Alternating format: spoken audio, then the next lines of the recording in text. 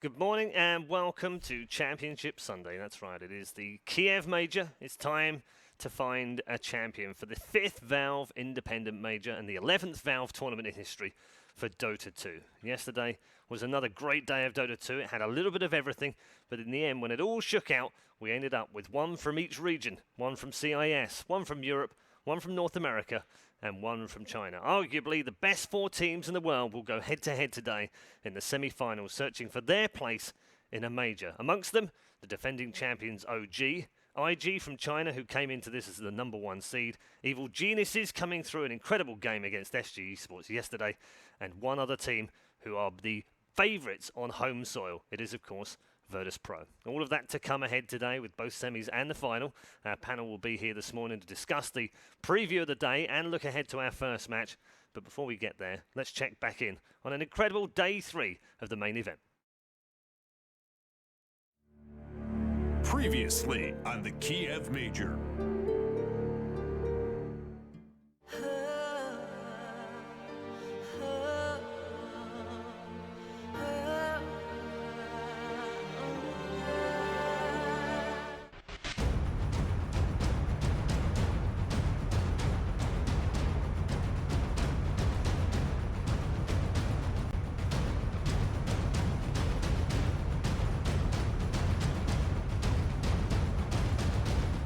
Save him, but BO3 is there with the Wukong's command. He'll get it out, forcing the side of Liquid to back up. They'll trap GH in the party ring. He's out and down. Miracle looks towards OPQ though with a big freezing field, bringing the Bane down onto Miracle as BO3 finds the double.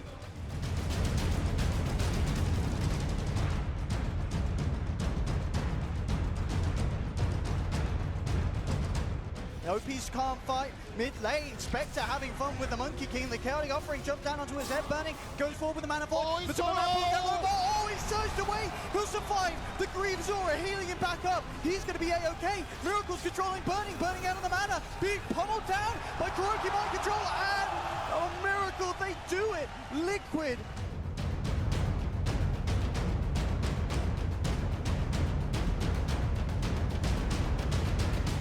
From Burning to try and get the space to finish off these racks. They'll look to commit onto the melee. GH once again with a Fisher, looking for a perfect chance to jump in. Great but again, cancelling the Blink Dagger. There's no way for him to initiate. Wukong's command will be laid down, but BO3 surviving through to the moment. They'll get the space for the melee rack. There's your Echo Slam onto the Monkey King. Monkey King's out and down with the chains onto Mind Control. Whoa! From XXS wipes 3. Miracle's back in the fight, but he has to BKB and run. The Sanity's Eclipse not enough to hold IG back.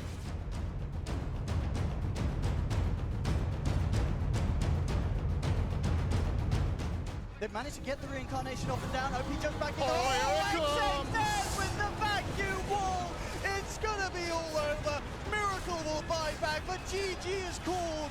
IG move forward, knocking Liquid out of the competition.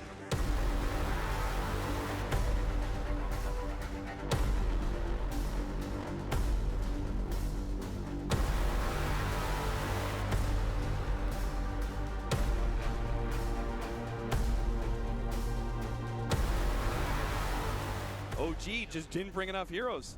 And the amount of damage they did. Oh, this is not already good. Down so low. S4's going to go down. Black is in the back lines. He's going to be able to pick up an extra one. Catches fly.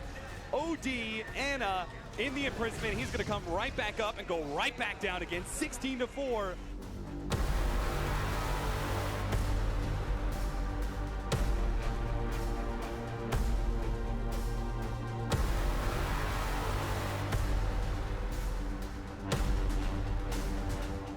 Being held in place. They do have the hook, but he's actually going to throw it out onto Jabs, knowing that Ana has the Aegis. They really want to fight this one out, but Nuts does manage to finish off that Aegis with his freezing field. The Blink Dagger is going to be up for Ana, but he actually hit him with the waveform, so he doesn't manage to blink himself away. What a huge stun, though. The Centaur controls of the fight. Now they get their turnaround. They're going to be able to blow up the Morphling as he's rooted in, gets him with the ensnare. Turnaround from Ice, manages to catch the Centaur, but there is the extra hold. No Tails making sure that nobody from Faceless escapes alive.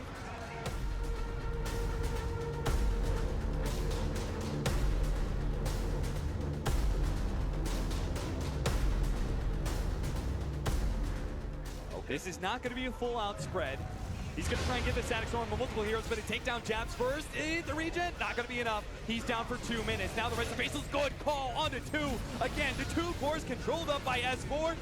Freezing Field, letting it go. Nuts, might as well let it go because there's not much left in the tank for Faceless. They're getting overrun by OG. They storm the base with Ana, taking a melee ranks.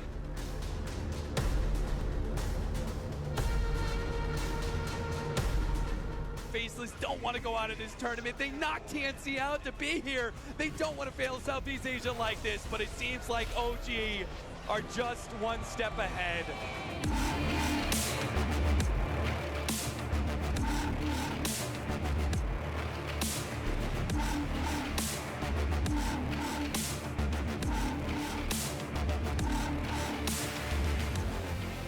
Take this Aegis, it looks like, while the bottom lane pushes in. Raindrak starting to take chip damage. Will no one go for the big play? He's trying for it, and he gets it too! Snatching the Aegis out from under Vici. They had time there to grab it. They were slow on the draw, indecisive, and he punishes them in a big, big way.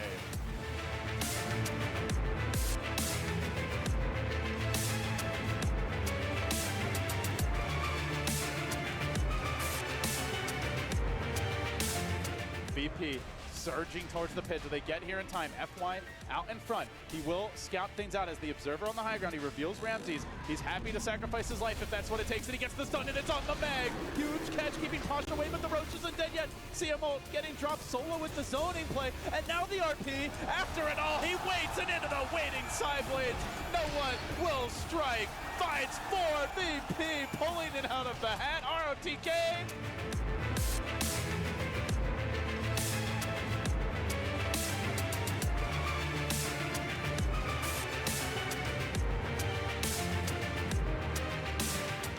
He didn't have the vision to get the bash, but Vici Gaming start to outplay VP down the stretch here, and now they've got them on the run. They damage no one. They chase forward. RTK's there, but now the combo! Vacuum! Static Storm! Absolute destruction! Vici Gaming! The door slams shut and cuts them off at the hands.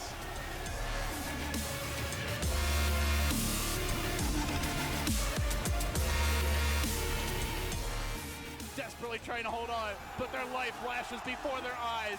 No buybacks, no chance. VP have done it. They take the series and stay alive to the final day.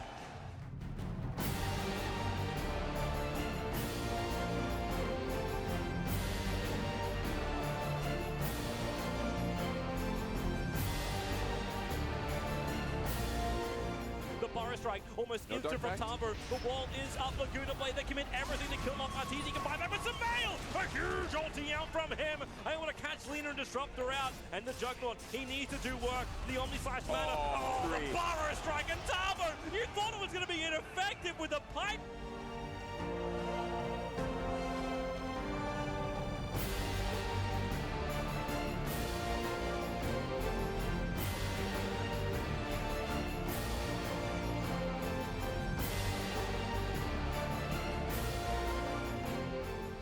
Play just picked up a double damage rune, however, so this may work for their advantage. The blink down, here comes a tornado, catching out the Crystal Maiden, but the Dream Call, catching the huge Black Hole, stolen! He actually got a Rubik and silenced up, he can't let the Black Hole go just now! Do they have enough for this? You are losing the Rubik, it is SG coming out on top, Universe, the last man standing, and he's been put down! He just hit it, Savo, the genius!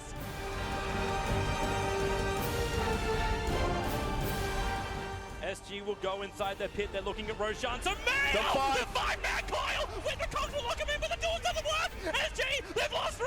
This could be a disaster in the pit! They've lost 4! Make it a wipe! It's impossible! Juggernaut comes out, the Omni Slash, he will go down! Lena's coming back to help out, but now she reveals her position! She bought back to be involved in this. EG, they got the winning moment. They find the Legion Commander, the damage, the Fatal Bonzo, Rock will connect. SG, they find the damage, but Universe still alive. He's gonna bring him down. The Clockwork will fall. The Shadowgrave did the work. Even though Universe is on the sideline for 105 seconds, the Ancient's still open. Arteezy, he's hitting into it. He's looking for the kill. Will it be enough? It should be, it is. SGG, evil geniuses. They have been pushed to the limit.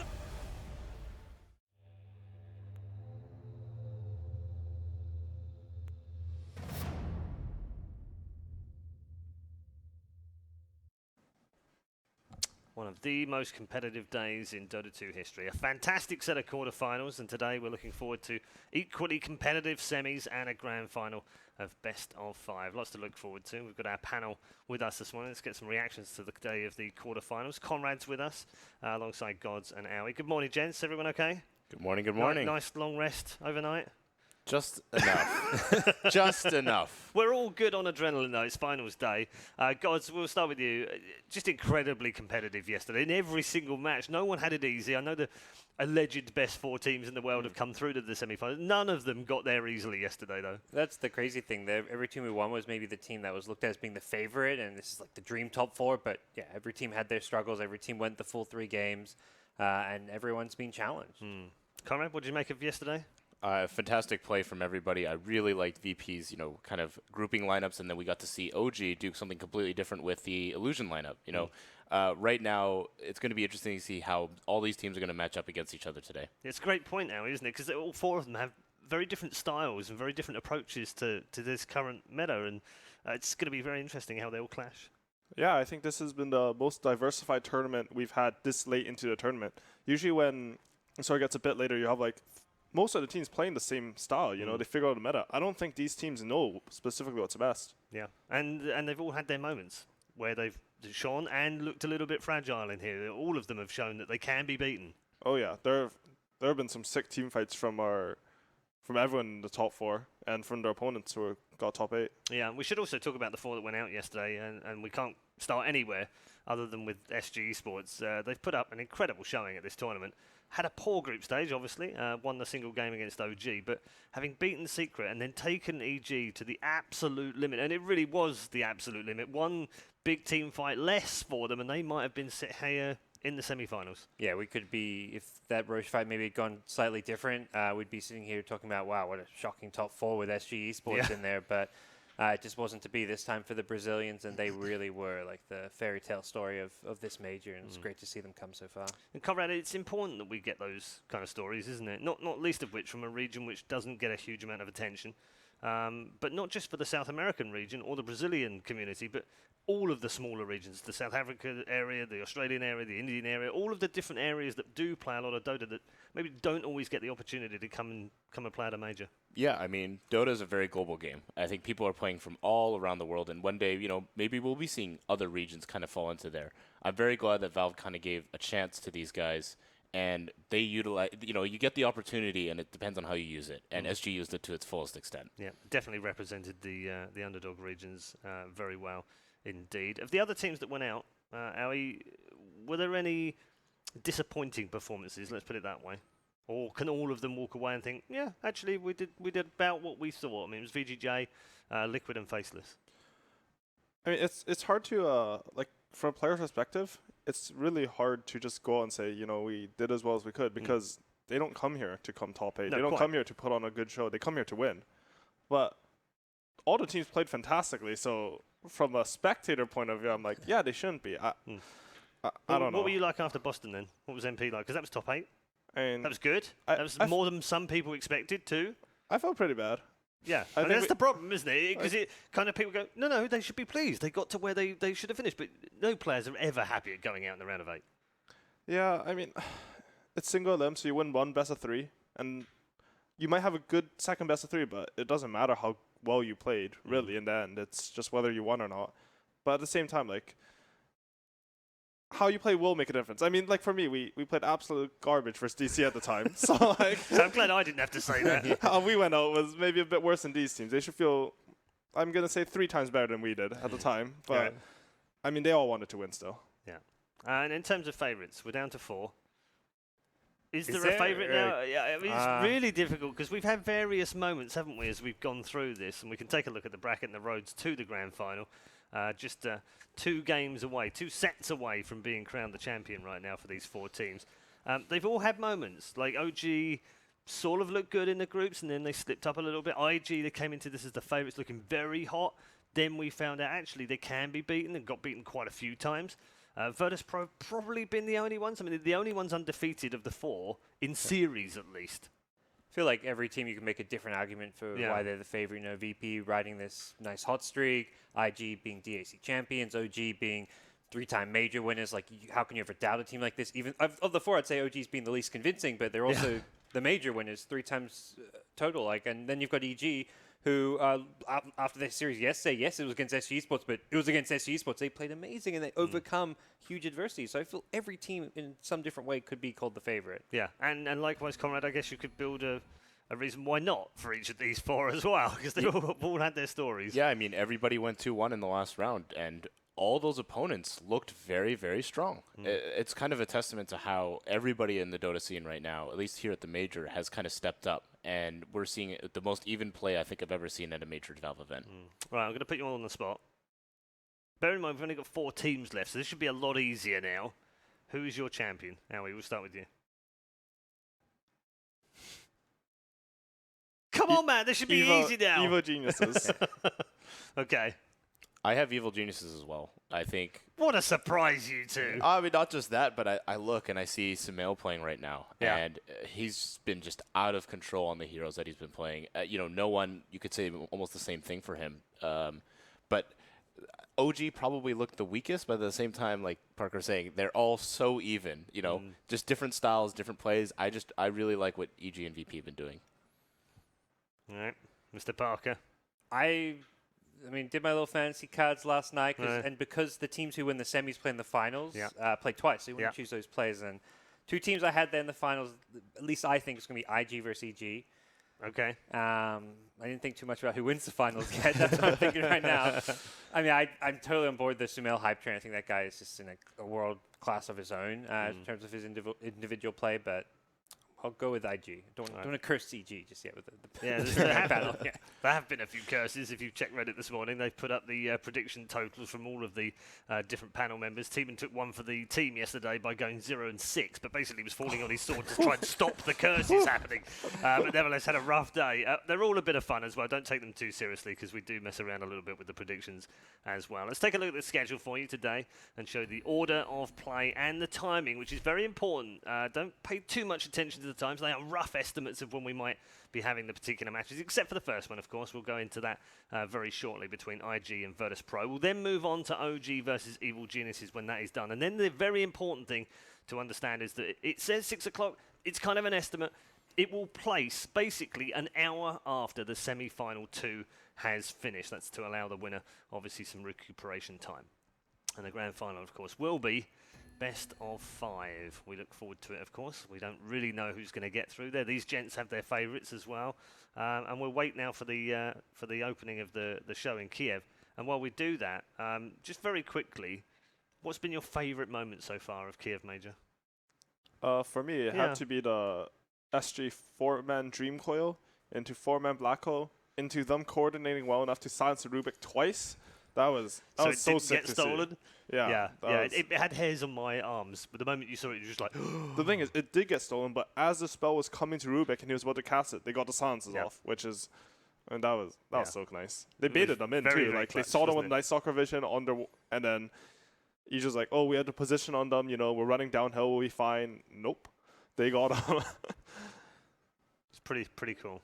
Pretty cool. Very quickly, before we go over to the stage. I think for me, Virtus Pro, just especially their game yesterday, their combination with the Dark Seer into the Slardar stomp, essentially, there's so many teams that are so good at coordinating together, but they've been playing it so well, and that gives me a lot of hope for this team coming against IG. Okay. We'll get yours in a moment, Parker, because we are going to go over to the stage for the opening of the Championship Sunday here at Kiev Major.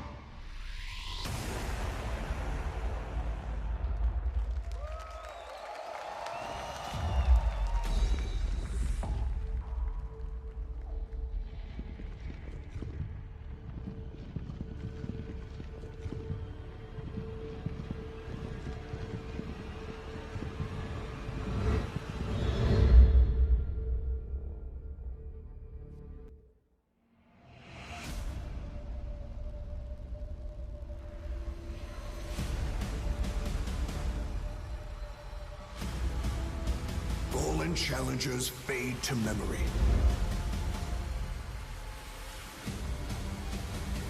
Only 4 remain on this path to glory.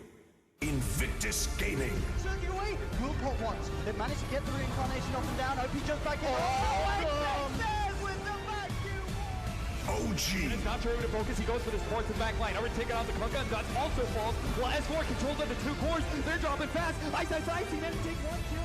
Evil geniuses. Go inside the pit, they're looking at Roshan. The the 5-man coil! We can ComBoOo lock him in, but the duel doesn't work! NG, they've lost 3! This could be a disaster! Virtus Pro. They chase forward. RTK's there, but now the ComBoOo! Vacuum! Static Storm! Absolute destruction! VG Gaming!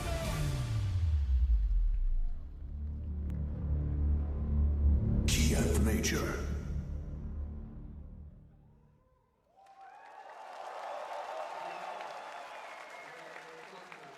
Officially welcome to the Kiev Major. It is Championship Sunday, 2 semis and a grand final to find our 5th independent major champion for Valve's tournament. It is their 11th tournament, of course, in history, having had all of the internationals alongside as well. They count, of course, amongst those Valve tournaments, so 11 in all. And yet, after all and said and done, OG have already won 3 majors of the last 4. Can they repeat it? It's one story of many today as we move into our first game of the day. It will be versus IG versus Virtus Pro, and we'll start with IG, gents, and discuss this incredible lineup. And yet, for all that, and for all the hype coming into this, winning DAC, they're not the clear favourites anymore.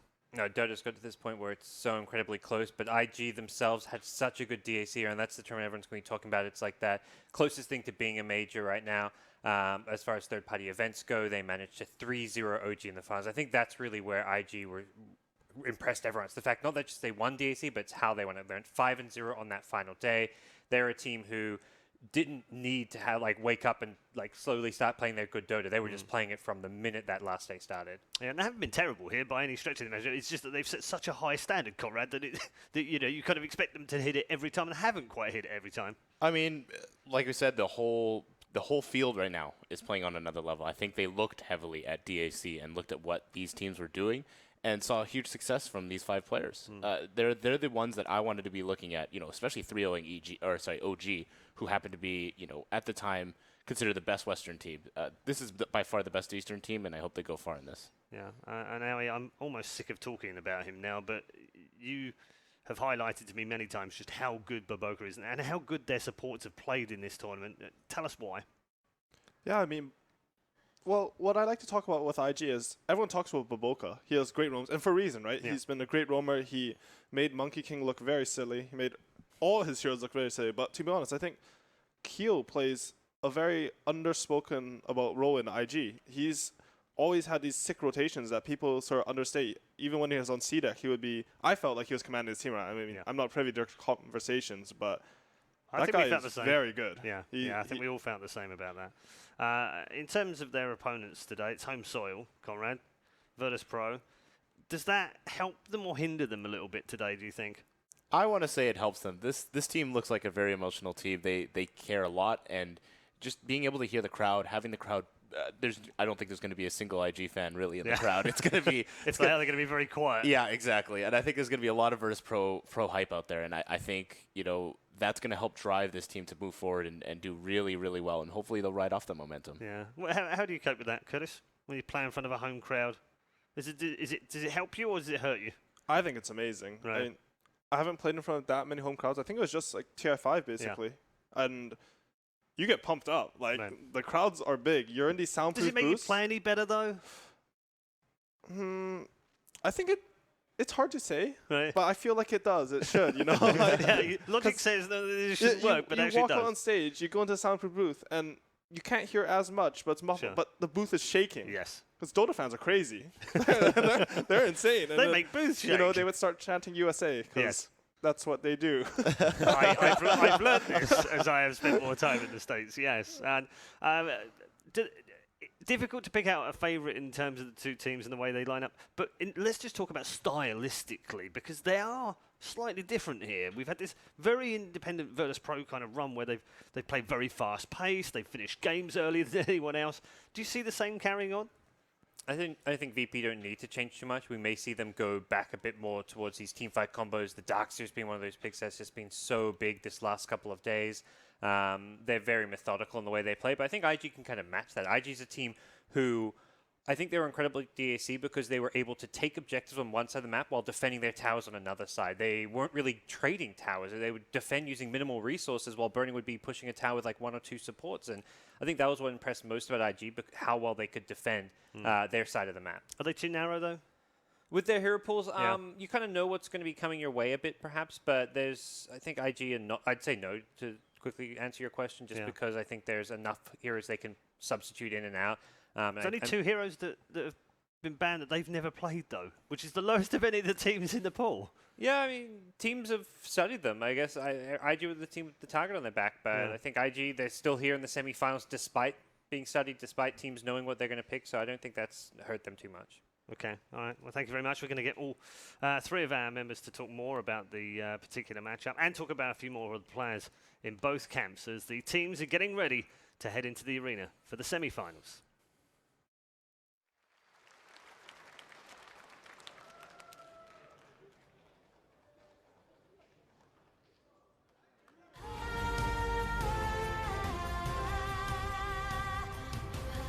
This Chinese team shattered expectations at DAC by taking first place, defeating the reigning major champions in the process.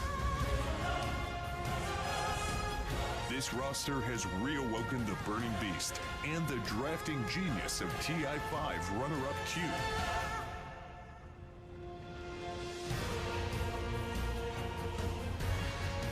The perfect blend of experience and talent. They are the team of the moment.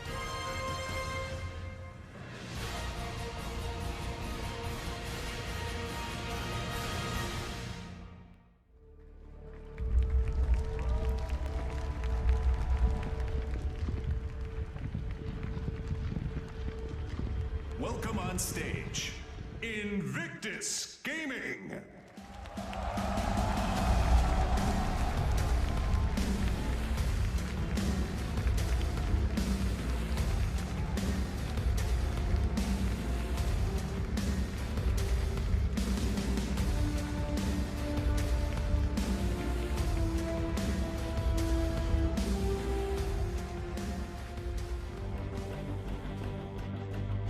One of the favorites in Boston.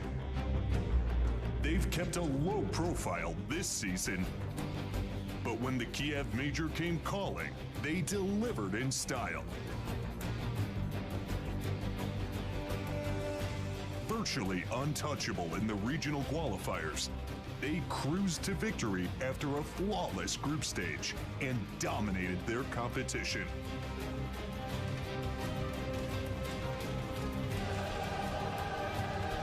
Representing their region in the first ever CIS Major.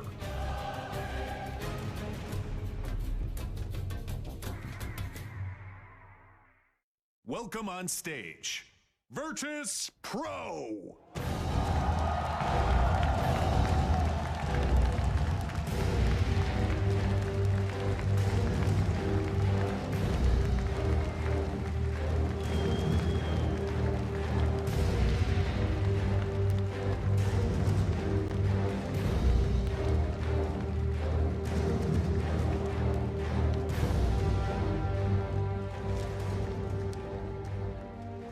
The crowd have eyes and voices for only one team in this particular matchup.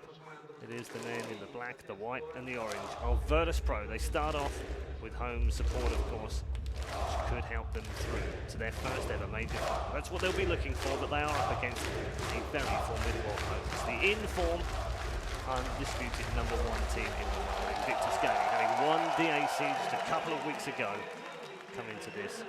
came into this as the overall favourites. Will they be departing with a championship as the first ever Chinese team to win a major as well? That's one of the other stories that we've got for you today. We've also got plenty to talk about between the two teams and how they match up to come as well. So we're looking forward to that. They'll get themselves ready in the booths and get ready for draft number 1. We'll focus on the first matchup that we'd like to look at in terms of the players by taking a look at the two carries. Conrad, in particular, you wanted to talk about these two because it's a very kind of opposing set of players in the sense you've got one legendary player who's been around for 53 years playing Dota, and on the other hand, you've got this young, hungry upstart who wants to just ruin everyone's game.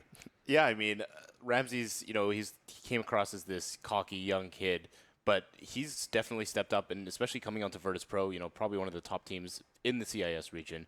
He's performed like crazy. And when you look at Burning, though, he's had a career, lasting since 2008, 2010, and Ramsey's has only been playing for arguably professionally for about 2-3 years now.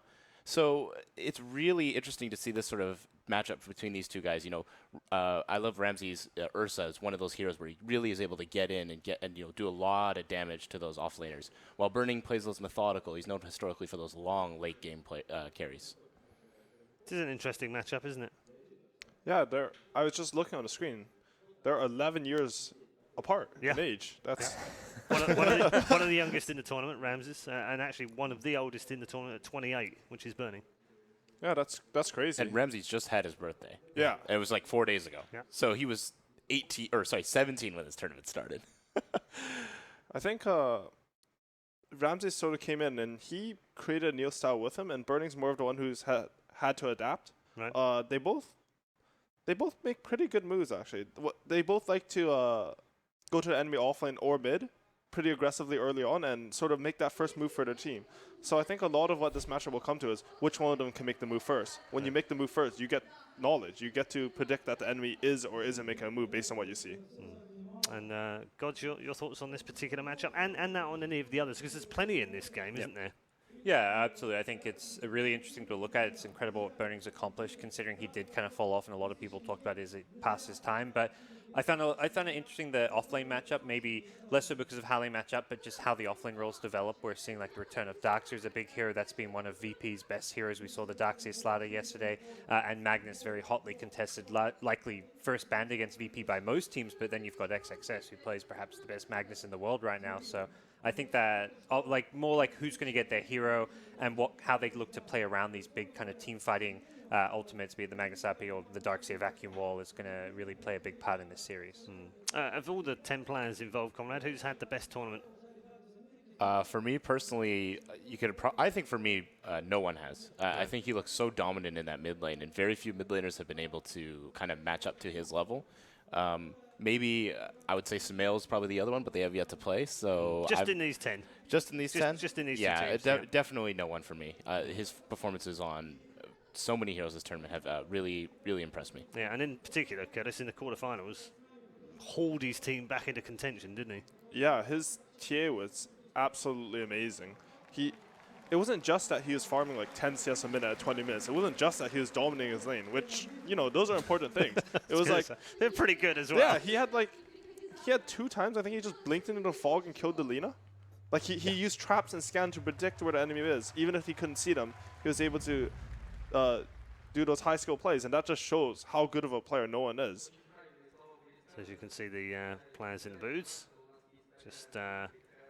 getting ready for our first draft of the day. We'll turn our attention to that draft as well and start looking at some of these different picks. Virtus Pro, most picked heroes so far. 5 times they've picked Ursa, 5 times Crystal Maiden. That's it.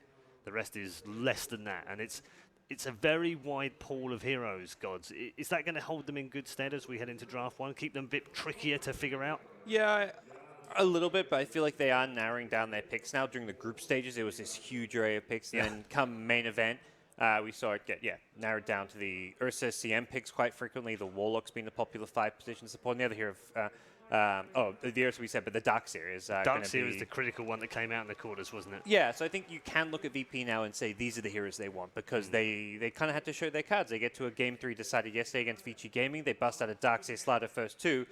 That says a lot about a team. What they pick in a Game 3 elimination match. And when they pull something out that hadn't been opened a whole lot, at least not for maybe 6 months or so, that says VP think this is still really strong. This is what they're going to go to when it really counts. Yeah. Interestingly, in terms of actual heroes played, at the Kiev Major. Virtus.pro have played 31 different heroes. IG have played 32. And people talk about IG maybe big not now. playing. Yeah. So, like, well, actually, a little bit different. IG's top picks: Magnus, Ember, Spirit, Phoenix, Venge.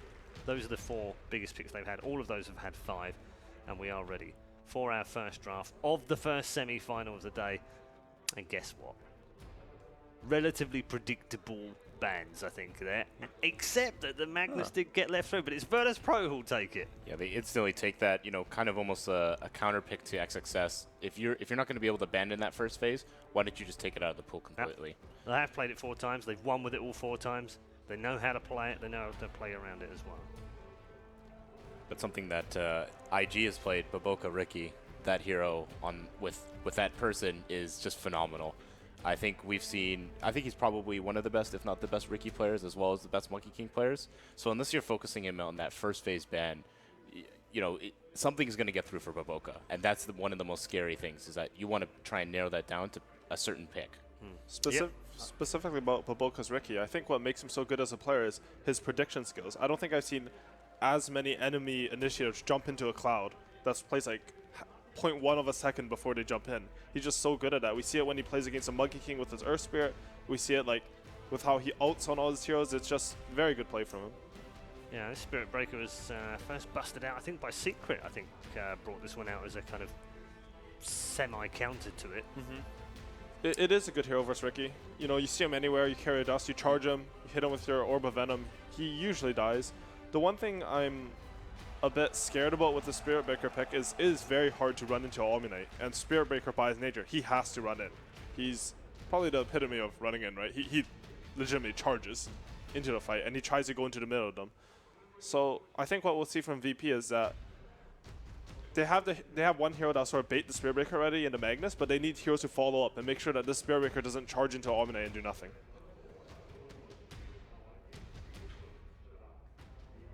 I think IG sort of took the Ricky as a preemptive, sort of like a pick steal too. I think they've shown what the Magnus Ricky can do. It's a combo that I don't think you really want to give to the enemy team. I think for similar reasons, VP took the Magnus. So we're... Are you still on board with like this OMNI pick? We've seen VP have beaten it 4 games in a row now. Yeah. You know, that's VP. They're playing incredibly well, but it feels like it's a very China meta thing right now. All the Chinese teams are running it. None of the Western teams have picked it up. How do you kind of feel about this hero? To be honest, Game 3, I thought the OMNI pick did a ton of work in VGJ versus Virtus.pro. I think if he had like just made one small item adjustment, maybe got that BKB instead of finishing Greaves or something like that, they would have taken that game. OMNI looked very strong in that game. More than that, they banned out the Ursa, which I think was a huge component in beating the OMNI. I think Ursa's probably the only safe laner I feel very good playing against an OMNI offlane. I think anything else, if I get pressured at all and they pick OMNI, I'm going to continue to get pressured, and he is very annoying in lane, OMNI. That hero, he's too much. They decided to pick up a Crystal Maiden here? Perhaps. I mean, that hero's just generally overall good. It's one of the safe picks. Curtis has mentioned time and time again that that hero brings a lot to the team fight, brings a lot to your team overall. Has awful spells, Curtis, doesn't it? Yeah. Awful spells. Absolutely awful, terrible. global, high damaging spells. Mana just giving. Just the best beast. 1-point spells in the game. 3 of them on the same hero. Yeah. So yeah, they've played it 3 times. They've won all 3 when they've played Crystal Maiden. They've also played it with the Ricky 3 times and won all of those games. So seems like they might prioritize this. So I wonder if Virtus.pro might just slip a ban in there for that. No, instead they're going to take out the Storm and the Warlock in the second phase, which does leave it open. I think it's a solid pick, to be honest. What else do you it's want pretty for your high 5? value Yeah. for both of these teams. Is there a better 5 for either of them right now?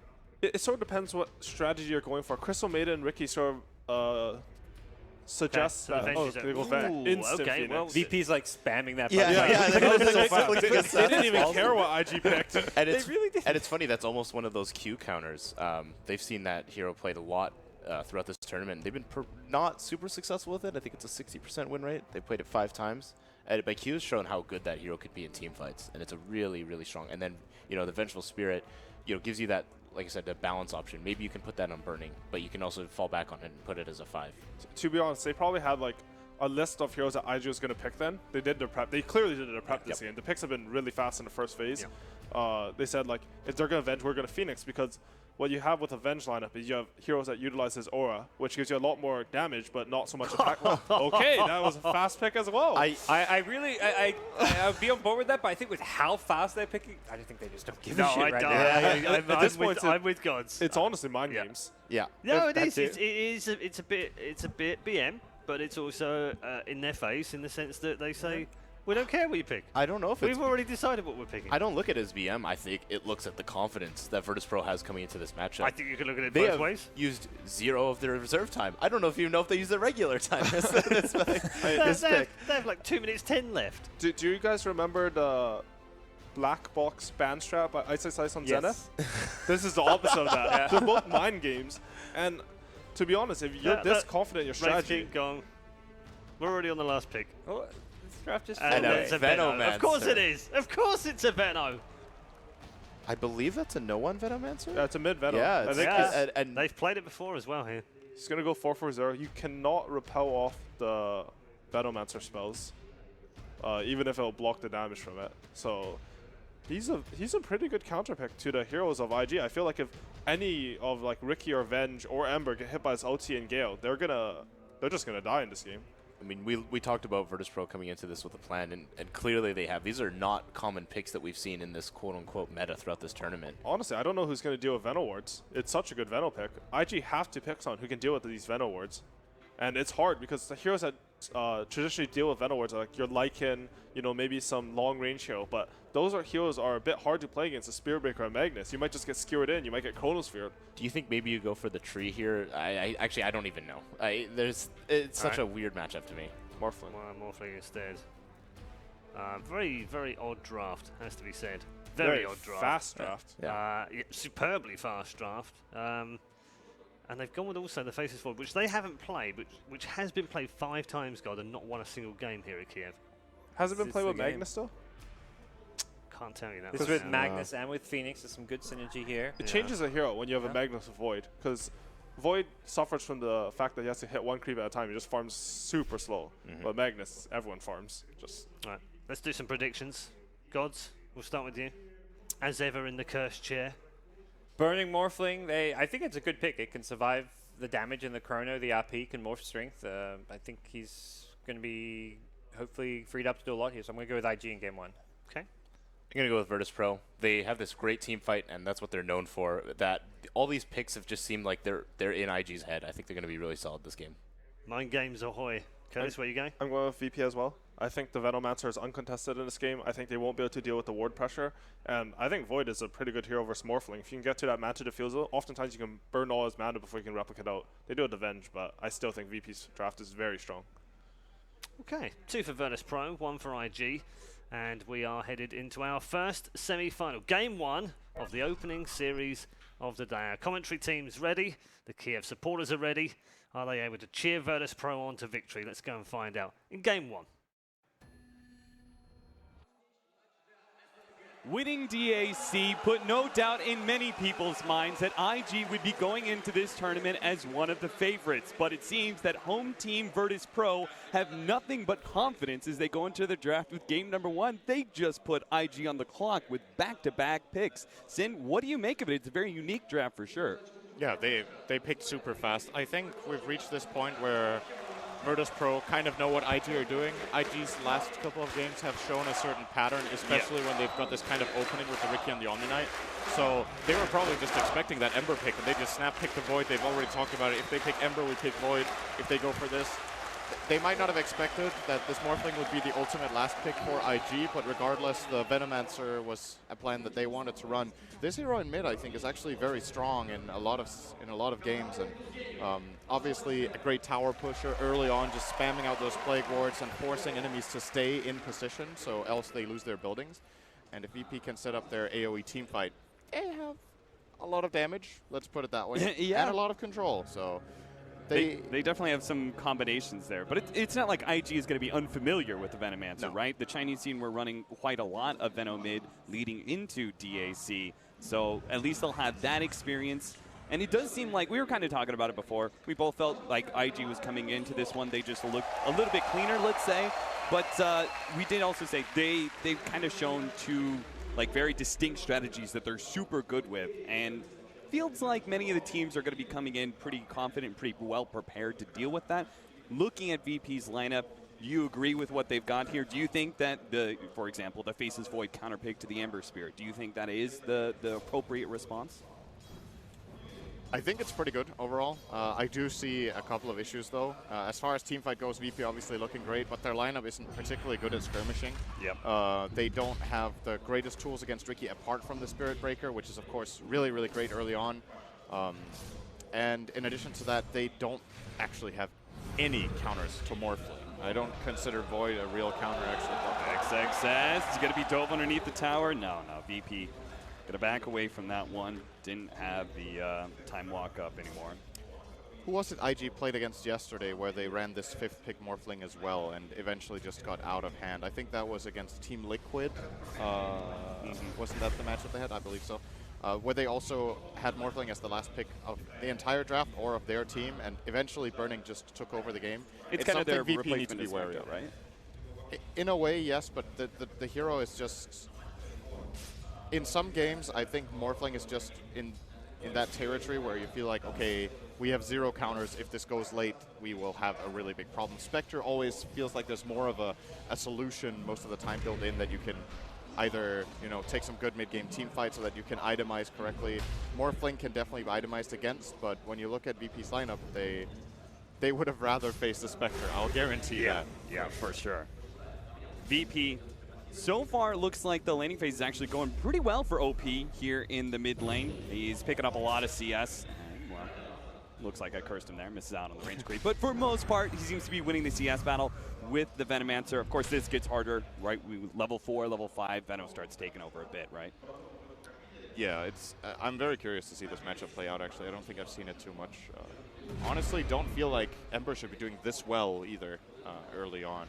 Don't know how many of his CS are Plague Wards, actually 0 because he hasn't skilled it, so can't really be not the case, but so Veno obviously going for this more combat-oriented build, we could call it. We might see no one wait with the Plague Wards and focus a lot more on leveling up the lane harass through both Gale and Sting, which can break down the Flame Guard, but for now doesn't really have enough to deal with this, and he is pretty far from his bottle with this Boots first pickup. He might have to go Shrine soon. Oh, but they do have a setup on OP. Lil's going to start body blocking him with an invis. OP know what's up, but he is going to be dove here. Does manage to get the chains out onto no one. Underneath the tower, though, Soul comes in for the dive, and they do manage to pick up that first blood. BO3, he's here to provide some assistance, but it doesn't look like he's going to be able to get a return kill. Very nice play there from Lil. Good job identifying that this is a possible kill. Good job on the body block. Good job on rolling an Invis rune. Very nice. Well done, Lil. Well done. You said like VP skirmishing power, right? They've got big team fights and long cooldown abilities, but skirmishing not really the greatest. This is where we need our Spirit Breaker to be able to kind of set the tempo for the early game, and Solo has definitely done that so far with a kick in the Omni Knight out of lane was a nice touch, and then being able to get that first blood in the mid lane. We'll see what else he can accomplish in the next 10 minutes, though, because I feel like there's a decent amount of burden on his back. There is. He got a very fast level 3, though, so Spirit Breaker is the kind of hero who can snowball pretty hard in the support role. If you get a fast level 6, suddenly a lot of kills that were previously unavailable on the map become not too difficult to execute. But once again, he doesn't have the best pairings, right? Like, uh-oh. So you say, oh, no one's in trouble. He missed out on that slow. They're going to be able to get the smoke screen over the top of him. Very easy kill. Lil's going to be far too late to be able to provide the heal. In fact, he's got to stop that one. Vengeful Spirit threatening a response there. Q could have dove into the tower and potentially gone for the magic missile stun, so forced to back away there. And honestly, they can rotate as much as they want on the side of IG. It's not like Morphling is going to be too afraid of a Magnus 1v1. Oh, not when you have a head start like this. Should be perfectly fine. XXS, yeah, well. Time walk it off, Ramses. The Bash Brothers, not enough luck. XXS is either going to have a fantastic lane or he's going to get real unlucky and die sometime soon. Looks like Pasha might feel more comfortable doing a little bit jungling here, but BO3 snacked the bounty rune away from him, so no jungling for Magnus. Pasha does see it getting picked up now, though, so he at least gets information. If the rune is gone, you don't know when Ricky took it. It's 5 minutes in, so he could have been there earlier. At least now they know for a little bit. They can predict Ricky's movements, perhaps. But all in all, this early game, I would say accomplishing what IG wants. If you're VP, you're kind of okay as well with this. I'm pretty sure they would have liked a better outcome in mid lane, but the side lanes are going as expected. And what it's going to come down to in this game for VP is whether they can force IG into a position where they group up and they can land this RP or Chronosphere. Unfortunately for them, IG's lineup is actually really mobile. Yes. And has great potential for flanking. We're going to see actually a gank here on Pasha. Skewer back, brings the supports with them. The waveform does clip him, and they're going to dive him underneath the tower. Pasha is going to end up going down. Solo's going to come in with the charge, but BOBAKA gets out of range of the tower by using that Blink Strike. 2-1 now. IG starting off pretty strong here with our laning phase. And a strong start in the laning phase is going to mean, as you were kind of referring to, these mobile cores are going to be able to do a lot of split pushing, and VP won't really be able to enact that, that strong team fight combination that they're hoping for. I kind of feel like when it comes to the mid-game fights that VP will want to... Oh, actually, wait a second here. Solo, he really wanted to ward. And he's going to die for it, and his ward is going to get countered, I'm sure, pretty quick. Yeah. So that was just a complete loss there for VP. I'm wondering how VP are actually going to be able to even enforce this kind of team fight into this lineup. I think they're going to have to settle for one-man Chronos on like the Ember or the Morph. Yeah. Or the Omni. I think Omni could be a nice kill as well. But the problem is there's a Vengeful Spirit against their Void. The Nether Swap can be an absolutely crucial ability in this game. It's also good against the RP, obviously. Yeah, same Morphling, they try and go for the Morphling. Yeah. Maybe he pops the Morph Strength, right? He's like, he's going good. They're trying to lay into him, can't quite finish him off. There goes the swap. And it feels like this Morphling is just always going to have so much survivability against this whole entire lineup from VP that VP need to get ahead now, right? Ooh, maybe Solo, this charge. Could be big. This could be really big. He's going to go for the TP out. Oh, one shot by Solo. That was a huge kill. Solo picking that one up. He's blocked. No pun intended. He is going to be blocked out here and doesn't have the tankos to be able to eat his way out. He is currently silenced, but that is going to wear out. He can hopefully charge his way out of here, but the nuke damage is going to come in too quick from IG. I like that TP rotation from Burning. They really did need that extra bit of burst damage. That area he got killed in is kind of the Dota equivalent of a dark alley. He even got backstabbed, so very fitting. Oh, top lane, Omni. There's the solo Chrono. And the charge going to be coming in just as the Chrono fades. Solo, how'd you time that? Well played by Virtus Pro, putting a stopper in XXS's farm because he's been faring pretty well. They've been trying to shut him down in the laning phase as much as possible, but it's real tough to keep an Omni fully down. Two-man smoke up immediately. These supports going to try and keep up the tempo that they're kind of setting right now. They are going to run into BOBAKA in a kind of a bad spot. They throw down a ward. They manage to get the dust onto BOBAKA, but he's got XXS nearby. They force a rotation out of Q, and I think they can call that maybe a minor win as long as their ward didn't actually get scattered out. It's good enough, at least, to force a rotation. They know that the farm is going pretty well.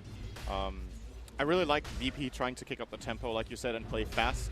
I think they're identifying that this is the point in time where these movements are most likely to succeed. Just a little bit later when the higher levels of mobility kick in, when Omni Knight maybe has his ultimate or is just a little bit tankier, these plays might fail, especially when Venge is level 6.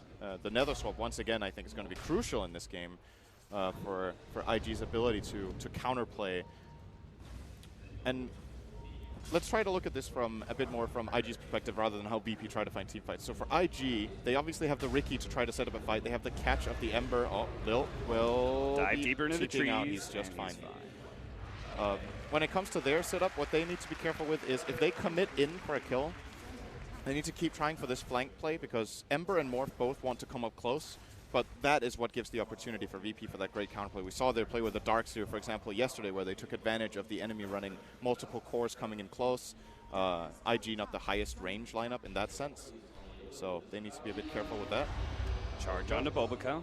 Solo cancels it, though. Again, the presence of the Omni Knight really preventing the faster pace that VP want to be able to attend to. And that's the rough part, right? We've got two defensive heroes on the side of IG. And they're giving Morphling a lot of space right now. VP going to commit for this one. This time going on to the Omni Knight. Ramses, again, walking it off. And he did go for that Hand of Midas, so Void will be getting a lot of farm. It's the reason he's currently on par with Morphling, but inevitably, oh, maybe it's not that clear-cut in this game because there's Empower, but Morphling will farm faster than Void in general. Just faster damage output, has a wave clear, higher mobility, but Empower can always swing things a bit. This is an unusual Empower lineup, though. It's only really the Void that benefits. Spirit Breaker, it's arguably a bit of a difference, not too much. Complete garbage on Phoenix, pretty awful on Veno. I mean, being really positive here. Yeah, well, even just the, I'm going to double down on the negativity real quick, is Ramsey's probably going to die here. That's a very negative action for VP. So, 5-3, 11 minutes in. I was going to ask you, how do you feel about the Magnus Void combination? Because I've always looked at Void carry as being a bit lackluster. It always seems to kind of fail when it comes to the damage category compared to all these other safe laners that are being run right now. Do you think the Magnus Empower is enough to kind of pick that one up to make the Void more comparable to, say, like Juggernaut? Yeah, it is.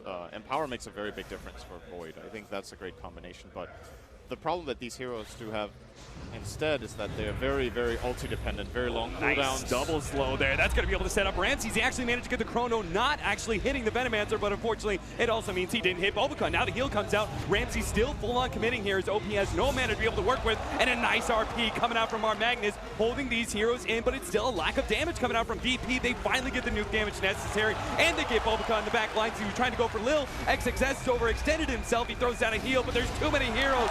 VP overwhelming IG. We told you. You gotta stay away from these team fights. VP are gonna hit you hard, and that's exactly what they do as they hit the 12-minute mark. I wonder if Burning had TP on cooldown that whole fight, or if he just decided not to go. I think that is a fight that IG can maybe take with a Morphling rotation, but he prioritized getting the safe lane tower instead here.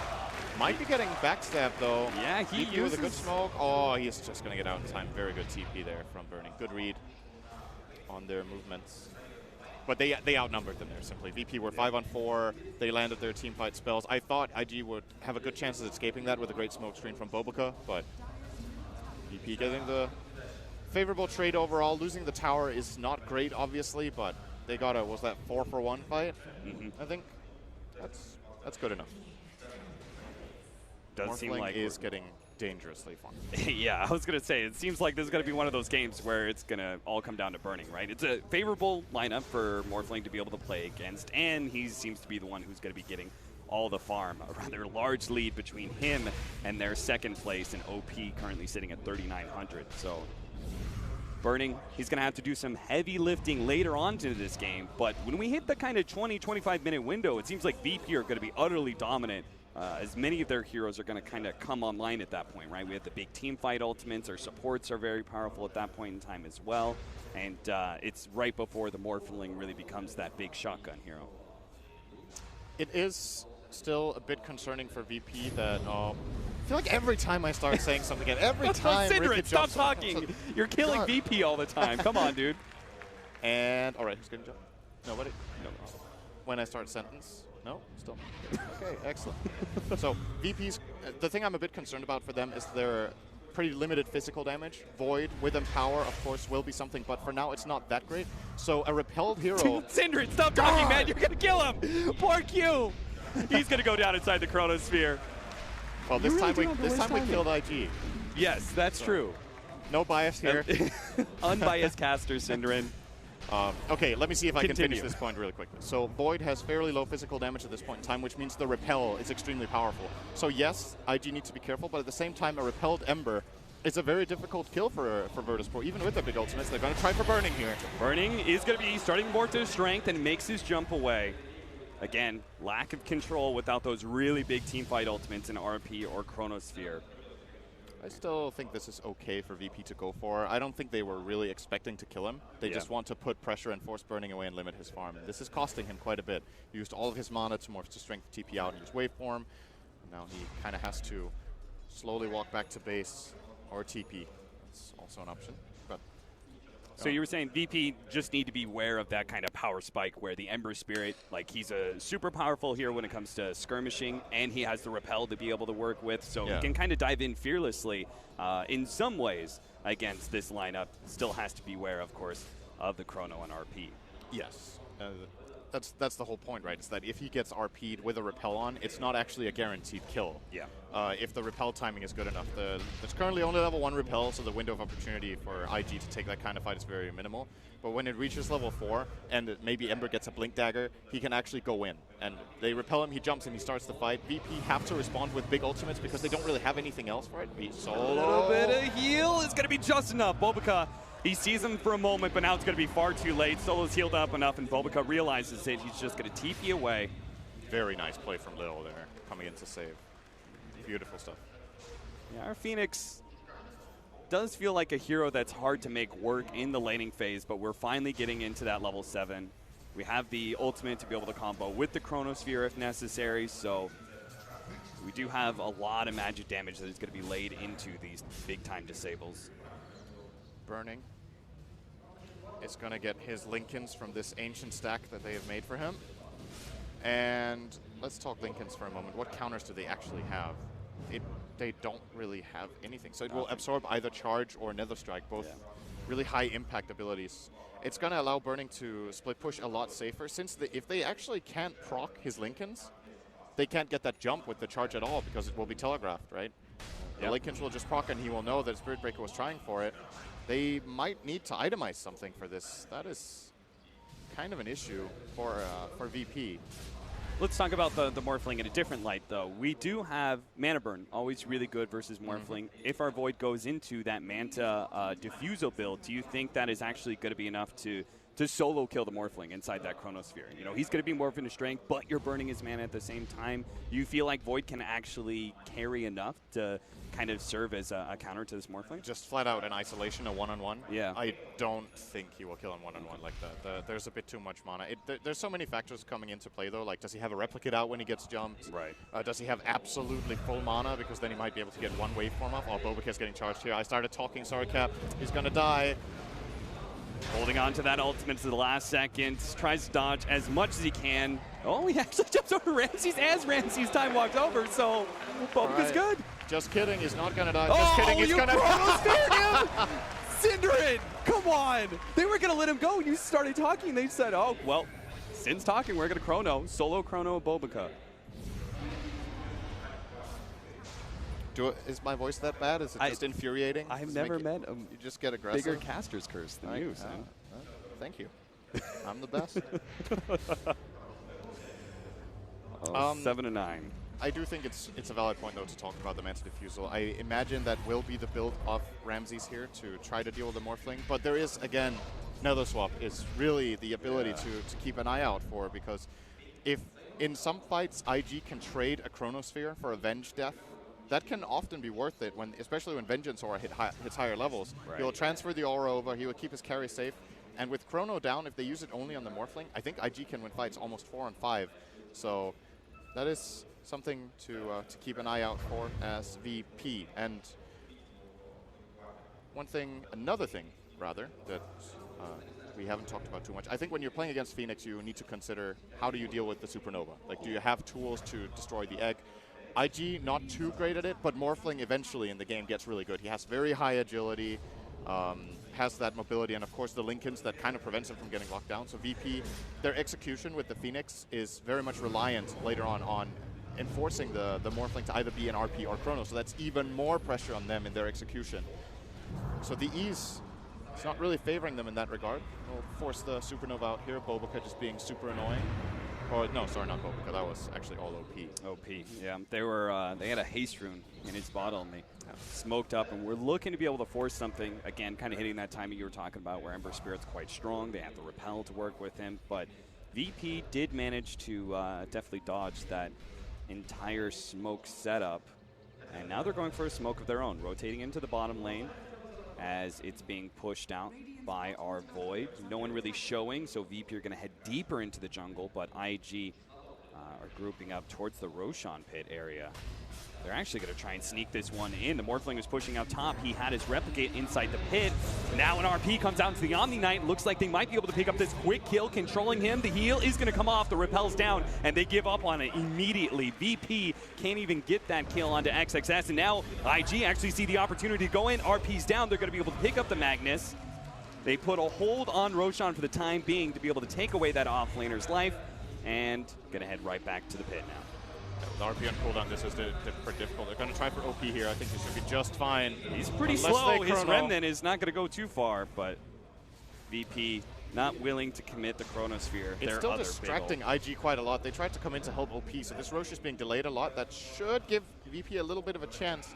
Supernova will still not be online, though, but they've managed to scare IG away, so nice bit of aggression there in the mid lane onto OP. VP might have had an idea that Roche was going on and just tried to get whatever pressure out they could. Now might see another smoke. There are 5 heroes gathered here on the high ground, waiting for Ramses to be done with his Ancient's business.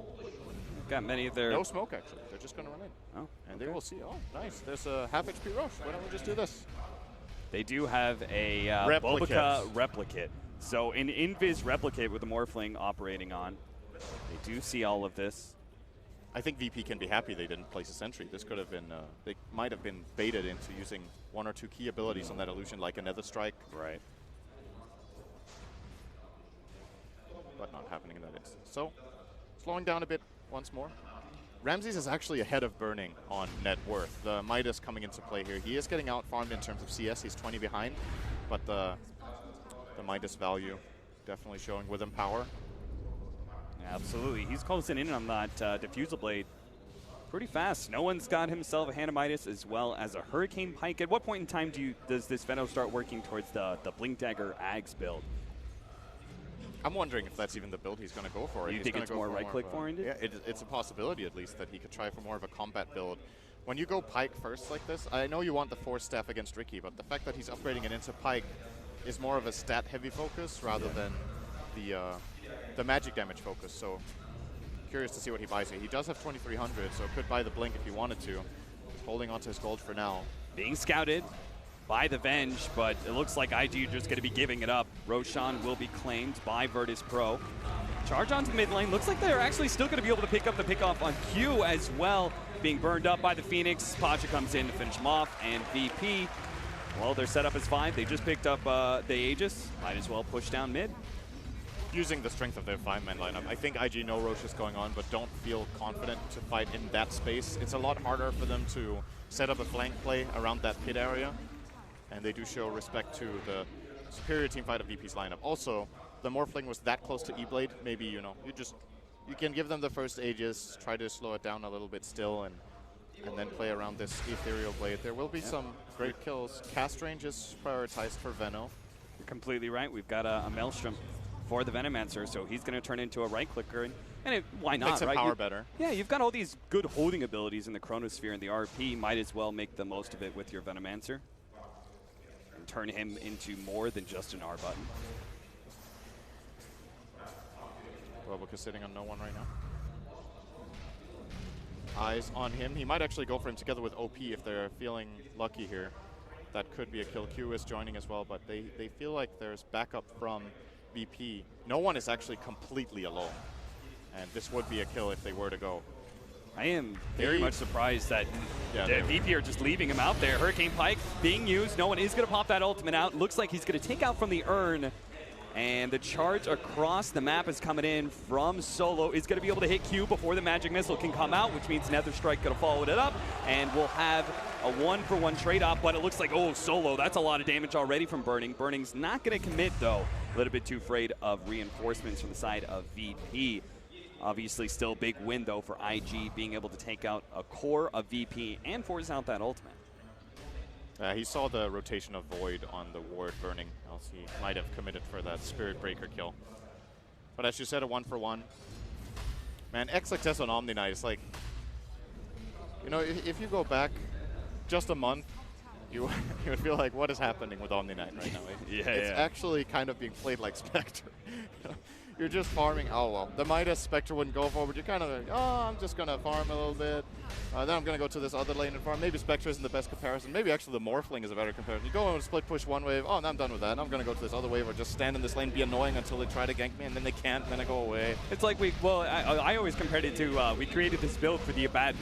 Yeah. Right, where we had Midas and Radiance, and then people are like, well, what if I can play other heroes this way, you know? what if I could make every hero alchemist? Yeah. All of a sudden, running puck off lane, Radiant. Bulbica gets burned out here. No one. Oh, that's almost enough to finish him off again. Burning, not really committing. He's just always poking. He is making sure that he never gets caught here. Bulbica going to stop that Nether Strike coming out from Solo. They still have him in range of the Sentry, though, slowed down by the Purge. Ramses commits one of those charges to make sure they get that kill. VP, I'm kind of surprised they picked up that Aegis, and I thought, okay, we're going to be like 5-manning down tier 2s and stuff, but they've actually been playing this a lot more on their side of the map. Very farmy. Seems like VP are actually content to kind of push this 35, 40, who knows how late. The wave push of IG is a problem. It's a bit difficult for VP to go down a lane and just feel like, okay, we can just take this tower at no cost. There's a Morphling, there's an Ember. They will be split pushing your lanes all the time. The travels on Ember and the Morphling with Replicate can set up this type of game that IG want to play where they get to choose what fights they get into. However, the Spirit Breaker of Solo has really been the important factor for VP in that regard. He has set up every single kill for their team. He has 100% kill attendance. He's 3-3-9 right now, so exceptional game from the Spirit Breaker so far, and a hero we haven't really seen too much apart from against Riki. We're showing why here. It is good against Riki early on. VP finally get their side lanes in a place where they feel comfortable pushing down mid. Pasha does have an Invis rune and is kind of scouting some of these heroes, waiting for an opportunity to get that RP skewer back. While Ramses deals with the tier 2. You could see IG, I think they made this read against Liquid very well. They saw like timings and they just said, okay, this is where we're going to avoid fights. And that's why I like the very conservative play of Burning, where he brings these heroes super low, but he just doesn't actually follow it up, because if Burning goes down, right, then VP all of a sudden they feel comfortable just 5-manning into towers, as you were talking about, right? It's the Morphling that really represents a threat on the side lanes in those tier 2s. On the other hand, though, VP finally just managed to set up a push. It is possible for them to get it. They got the side lanes far enough out that they felt like they could go for this tier 2. But as you said, maybe not the highest value ever from an Aegis. They got one tier 2, I think, with it only. So couldn't really guarantee themselves a tier 3 into Shrines, which you would like to do at this stage in the game when you have your Aegis, but sometimes it's just not possible. But Ramses is still getting so damn rich. Like, it's actually crazy. He's still 3,000 gold ahead of the split pushing Morphling. The Empower and Midas once again just doing so much work. And I love this item. He went for the Blink Dagger on Void. I think way too often not picked up. I think in almost any role, Void should get this item at some stage in the game simply because of the way it allows you to take fights. Immediate Supernova from Lil. OP, he's going to commit here, but Ramses is in the neighborhood. IG, again, making that read that they shouldn't stick around near the Supernova in case of the Chronosphere, but it looks like OP may still be caught here. Ramses going to be diving on him. Q's going to be caught as well. Now the skewer back on the XXS is going to be able to get that additional kill. VP, once again, bringing 5 very quick to the battle. Outnumbering Virtus Pro. And with those 3 lives down, are they actually going to go high ground here and see if they can force something? 40 seconds until OP's back up. Obica's actually trying to get a quick kill onto Lil. Lil turns around for a moment. Just one hit, it's all that's left. He turns around, throws it out. Obica's trying to get to him. He gets out the Urn, but it's a friendly Urn, so Lil will stay alive. Now Burning is 1-on-5, no chance at all of defending. There will be a buyback from Riki. They'll try to slow down VP and maybe cancel TPs if they can, as Burning is trying to trade at bottom. VP don't seem too phased, though. They're TPing back the Veno only. Smoke screen will now finally help Phoenix defend. as well. Yep, but this is still Rex. Good split from VP, sending the correct resources back to still get the barracks. And they'll probably just let Ramses finish this one off as well. Yep. Showing some respect here to the opponents, backing off. Man, Burning actually dropped kind of low there. Morphing all that strength. The Phoenix burning him away with percentage. He did get the tier 3 bottom, so has opened up Shrines and the split push possibility that if VP try again, next time they need to worry about barracks. And that might change their judgment in the situation a bit. But so far, so good for VP. This time they got the big fight that they've been looking for quite a while. I think what I love that VP has done is they've just continued to farm this whole entire time and just kind of knowing that eventually that opportunity is going to present itself. I think too many other teams would be like, guys, we got to force this, and be too active in looking for kills. VP, they've been playing it kind of slow and safe. and just kind of confident that their lineup is going to work out for them at some point in time. IG will make a mistake. They're not perfect. By the way, the play from Lil there with Phoenix to instant Supernova was really great. A lot of players in this position will try to get the Fire Spirits out, try to, you know, slow the attack speed first before they Nova. But he knows that if he gets the Supernova off, he won't die. Morphling is bottom, and if the other heroes commit for the Supernova, it gives them the perfect chrono. At the same time, it was a great read from IG to not commit on that Supernova. So good play from both sides, but at the end of the day, IG stick around to try to help their Ember too much and end up paying 3 heroes instead of just the 1. They could have cut OP there and probably defended their barracks. And that's also in part to Ramsey's Blink Dagger, which you just picked up. You said that's a great item. He immediately shows it off, and being able to pick up, you know, just chase down these heroes nice and fast. Like, he was the one who immediately threatened OP after he jumped away. Managed to blink on top of him, then time walk into the pit afterwards. Oh, Q runs a little bit too close to VP's smoke. That pickoff isn't the biggest thing in the world for VP. It's a little something for them to be able to work with. IG are still playing this split push game, though, at the top lane. They've got to address that. I think IG are happy that it was their Venge that got caught. If they lose a core to that smoke, that could get really, really nasty. But another good move from VP. Even BO3 would be worth a lot more than Q. 150 gold for our Phoenix. Again, all these Hanamiduses and the GPM talents means that VP are not going to be falling off anytime soon. And you can see the score. Oh, Chronosphere. They saw that opportunity with Sleight of Fist to be able to lay down the Chronosphere, and as he comes back from the Sleight of Fist, stuck immediately. That is a big pickoff that VP really needed. Now, they've already taken the mid lane, so it looks like they're going to back up and again deal with the side lanes. Bottom lane is currently being pushed out by Burning. Unfortunately, the charge is just not quite there fast enough to catch BO3. And that play from Ramses is 100% a play on the Venge Death. He knows that if he gets the chrono, it is a kill. In a lot of other situations of that type, he won't go for the chrono because it can get turned around on them, but it's a zero-risk play that is just immediately going to give them a big kill. So another nice movement from VP. And we really haven't seen too much success for IG in the last 10 minutes. Nothing is really coming together. The first couple of fights that they got outnumbered have really hurt them a lot. And there's a lot of a catch-up to do here for the IG side. A lot, as you said, will be down to Burning. I feel like more than he would like. Kind of has this game on his shoulders. And this OMNI is really rich, but we're not really feeling his impact in the game. No, we're certainly not. I mean, he's kind of more BO3. Threw down that ultimate. Now going to be charged up, though. VP, there is a Roshan up, too. And that seems kind of inevitable that VP's going to be able to take it. How do IG, they're already kind of sitting in the backseat of this game. They can't really determine where this game's going. How do they kind of react to a Roshan attempt from VP? Is it just still playing out that split push and hoping just to buy enough time? I think so. Taking a 5-on-5 in the pit is going to be very, very difficult. If the game was even, I think they could try for it with, you know, some flanking plays. Maybe the Ember can get a good slight change and they can E-Blade a key target in the beginning of the fight. Yep. Like killing off the Veno before he gets anything off, or even the Spirit Breaker or the Magnus, just any of these heroes, but doesn't really seem too likely. Killing off the Phoenix with E-Blade will be impossible. He has the Supernova and, of course, the Pipe completed on Lil, so way too tanky. And in my opinion, IG just make the right call here. That is not possible, especially not 4 and 5. Smokescreen is a way too big part of their team fight. So they're going to be banking on what is kind of an inevitable high ground offense. I don't think IG is going to be able to split push enough to force VP to never use this 5-minute Aegis window. Riki is getting closer on that Diffuser Blade. That's a significant damage upgrade. And IG really could use a lot of those upgrades. It's feeling like there's too much forced on Burning. Hell, even our OP's Ember Spirit looks pretty lackluster at this point now that he's facing up against a Pipe. His magic damage is going to look pretty weak. And he has a pretty peculiar item build as well. Yeah, he's got that casual point booster chrono on Creep Wave. That is a Replicate. And a Replicate. Got it. But yeah, OP, it looks like he was considering a Scotty at some point. I don't know why else he would buy this point booster, but changed into a Mjolnir. Might just play into that whole all-in Morphling style, that he will maybe Mjolnir the Morphling instead of himself, I'm not sure.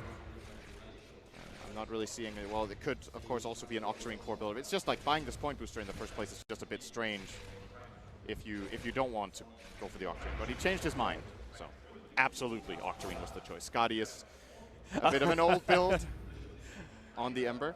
Yeah. Embers used to go Skadi as their tank item, but nowadays it's more popular to go for the Shiva and the heavy armor build with the armor talent as well. Pretty much once we changed over to the focus on Ember Spirit being that magic damage dealer early on rather than the sleight of fist hero. But here in this game, it's obviously going to go late. They already have to deal with one lane pushed in. They kind of do need to plan out for a second lane being pushed in as well. So Ember Spirit going more of a sleight of fist high ground defense build with the Mjolnir. He is going Skadi. Ah, gotcha. I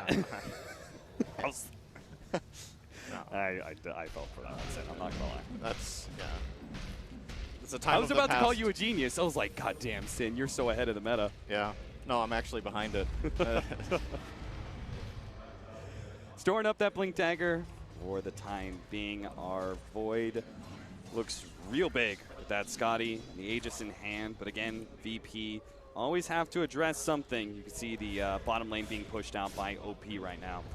They are constantly using the OMNI replicate to push out mid too.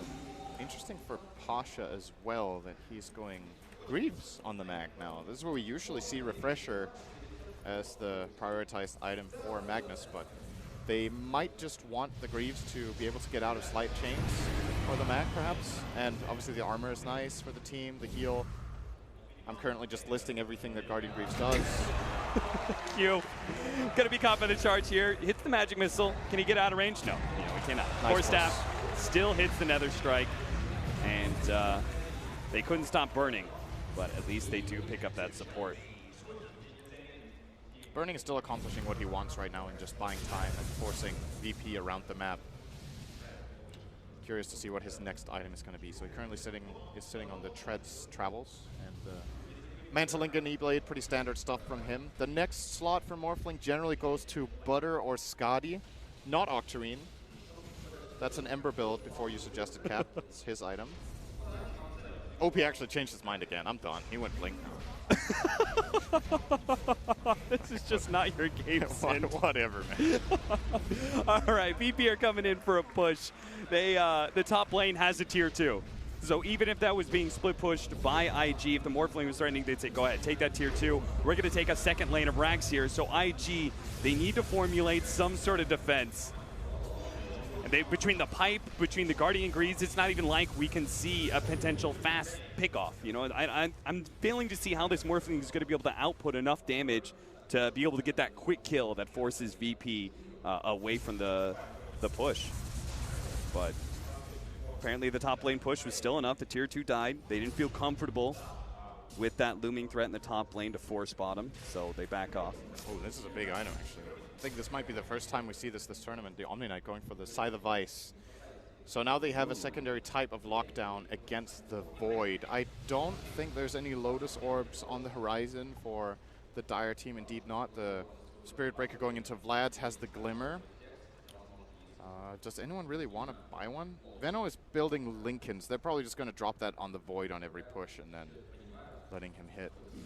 In my mind, VP might be showing a bit too much respect there. I actually think this is where you continue the push with Void alone, and if he dies, you have the Aegis and you try to set up the team fight. It could have gone wrong, but I can't believe I'm saying this about VP, but I feel like they're a bit too conservative in that play. I was going to say the same thing. It seems like the patience that was a virtue in the first 30 minutes of the game, and eventually they found that window. It seems like that patience is now kind of stalling out the game more than necessary. IG, they've taken, that top lane was being threatened. If they get another tier 3, then more Raxes are being threatened. And next thing you know, you've got IG kind of always putting some sort of pressure, and you never feel comfortable going high ground. And the thing about this whole push is, right, the mid lane, they've already taken Rax, and that wave was pushing pretty well. If the Void goes in and starts hitting the tower and a bad fight breaks out, absolute worst case scenario for VP, if they just play it right, is that Void loses the Aegis and dies again. That's the worst thing that can happen, which is very unlikely, but could happen. He will probably get at least the tier 3 for that and use the Aegis instead of having it expire. More than likely, if they play it well, there won't even be a problem. And now they're going to go for the push again, but this time without the Aegis, so now they're actually risking it a lot more. That top lane is only about halfway through, though. They have good lane positioning, birding. Can't really do too much just now. But he has a replicate ready in base. It's going to jump to it already. They want to be in completely perfect position before this even breaks out. See how they set this up. They've got a very wide spread of heroes right now. Solo gonna kind of start off a charge there, just kind of poking at them. Pops the Manta as Burning throws out that nuke. It looks like they're just kind of chipping away at that tier 3. Slowly but surely, they will get it with these wards. And IG, they don't really want to go outside of their base. They want to maintain this high ground advantage that they've got, but it is going to cost them the tier 3 in the process. And I think VP can keep going here. Just keep placing these plague wards. Burning is the only hero who can really clean them up, but he doesn't want to get in that position. So slowly but steadily, they're dealing damage. Breaks the Lincolns there. OP gonna go in. Jump in. Aha. Just kidding. Again, a little bit of a poke to see what VP do. Maybe they can force out a reaction. Pasha actually blinks away before the magic missile. Ramses jumps in with his blink dagger, but doesn't see the setup for Chronosphere. IG very responsive to VP as they make their initiation in. But again, they're losing a lot of ground here. The melee ranks is going to go down soon. They now pop the Supernova. IG not going to address it. Actually getting caught inside the Chronosphere is are Burning, but Ramsey's actually rooted up at the time, so he wasn't able to deal any damage during that time. Now IG, they see an opportunity. Chronosphere's down. They're going to try and catch whatever heroes they can with that side device. They managed to pick up Lil, but he got his dive away just in the last second. No one actually managed to TP out as well. And the only hero that goes down is the Magnus. I thought for sure with that Chronosphere down, okay, they're still going to be able to get Lil at least, but no real big heroes. You know, they didn't get the Void, they didn't get the Venomancer. Those are the two higher net worth heroes. So in many ways, VP kind of got that melee ranks for free. The Mag Death is pretty significant because he doesn't have buyback, but I don't know if they have good enough lane position at all to even make it to the Dire base. It doesn't look like it. Roche can't spawn either, unless they get really lucky. They don't. So 2 minutes on him. IG are checking it, but no luck. At this point, Sin, can IG really continue to just play high ground defense? It kind of feels like they need to go out and force the fight. You know, one more of those pushes, and then you've got your last melee racks down. And then it's just range racks, as those are inevitably going to be chipped away. Mega creeps are inevitable. It's kind of close to a really big spike for OP. I think you can play for this Octarine plus level 25 and take it from there. I think the high ground fights are still possible. More than anything, I think this is the Roche they can't give away. I think you have to be set up for this one, get good vision, push out your lanes, take advantage of your still great split push to deal with these other 2 lanes that you currently are rexed in to be able to contest there. And, you know, this is definitely not the position IG want to be in. They're still very far behind. I actually think this is the first time I've ever seen a Veno with more net worth than a Morphling in a free farm Morph game, more or less. So VP definitely have the tools and a lot of money going their way. So big advantages. And I think the Aegis is the nail in the coffin. Like, you saw this fight from VP. Actually, they did do it without the Aegis that time. Next time with Aegis, it's not going to just be Rex. It's going to be game. So looks like IG have identified that and will be sticking around this Roche area with their Ricky. No, he's actually has backed off entirely. But you can see the pings from Q. He keeps saying, we have to get here. We have to get this control. VP are currently smoked up for it. So 30 seconds left until Roshan's actually up. VP going to kind of check in the pit. Currently, they're trying to push out, see if they can find somebody, some sort of pick. They run into Bobaga, for example. They can get the gem back in their hands that they lost when the Phoenix went down. But a smoke up from IG is actually going to run into solo here. Bobaga immediately pops his ultimate. He was a little bit afraid for his life. Side goes down. Looks like they might be able to blow up solo here inside. A little bit more damage. No one actually pops the ultimate in the back lines, but it didn't really catch a whole lot. Ramses comes in, looks for the Chronosphere. Q managed to get the stun on him first. There goes the side swap right as Pasha attempts the RP. Holding on to it though. The 2 big team fight ultimates still not being used. They're just going to try and right click down this support with the Supernova. The 2 cores of IG, OP and Burning, they're still playing around the edges of the map. And that's why VP were not willing to use those big ultimates just yet. Ramsey's got the kill on Venge, so he's currently carrying the negative Vengeance aura. Will slow him down quite a bit on this Roche attempt. And I don't think IG are going to let them just have this. I would be really surprised if they don't look to contest at all. Well, it's going to go down fast, and they are not making the rotation. Venge being dead might just scare them off because they don't have this chrono counter. Oh, they still are making a move toward it. This could get scary for VP. But Burning, he's going to be the last one there. Get it in time, I think. Jump in, slide of fist, but okay, the age is already picked up, so this fight is going to see a little awkward for IG now.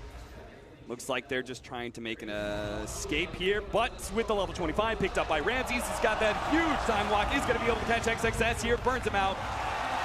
Big hero. That offlane hero is supposed to be able to help defend both the Ember Spear and the Morphling, so VP are going to force it. They're going to force the buyback out of XXS. And he wasted his Guardian Angel on that Diffusal Blade of Ramses, so won't even have that for this fight.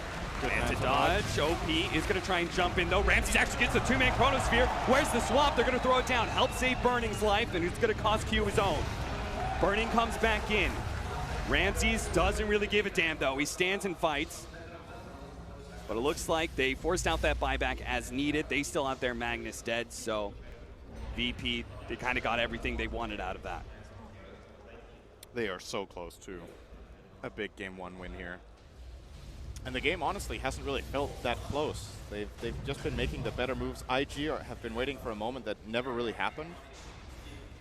And it is a drafting thing, you know. IG's lineup, it's hard to play it any different from this, but it's just been very composed and very well planned by VP on almost every single move, so that the costs have been minimal of all of these rotations that IG have been going for to try to set up skirmishes. Just haven't been successful for a very long time. I think, have they got 4 kills in 30 minutes now? I think it's almost nothing, at least. And that's with an E-Blade Morph. You pick this item up to kill heroes. Yeah. Not to farm.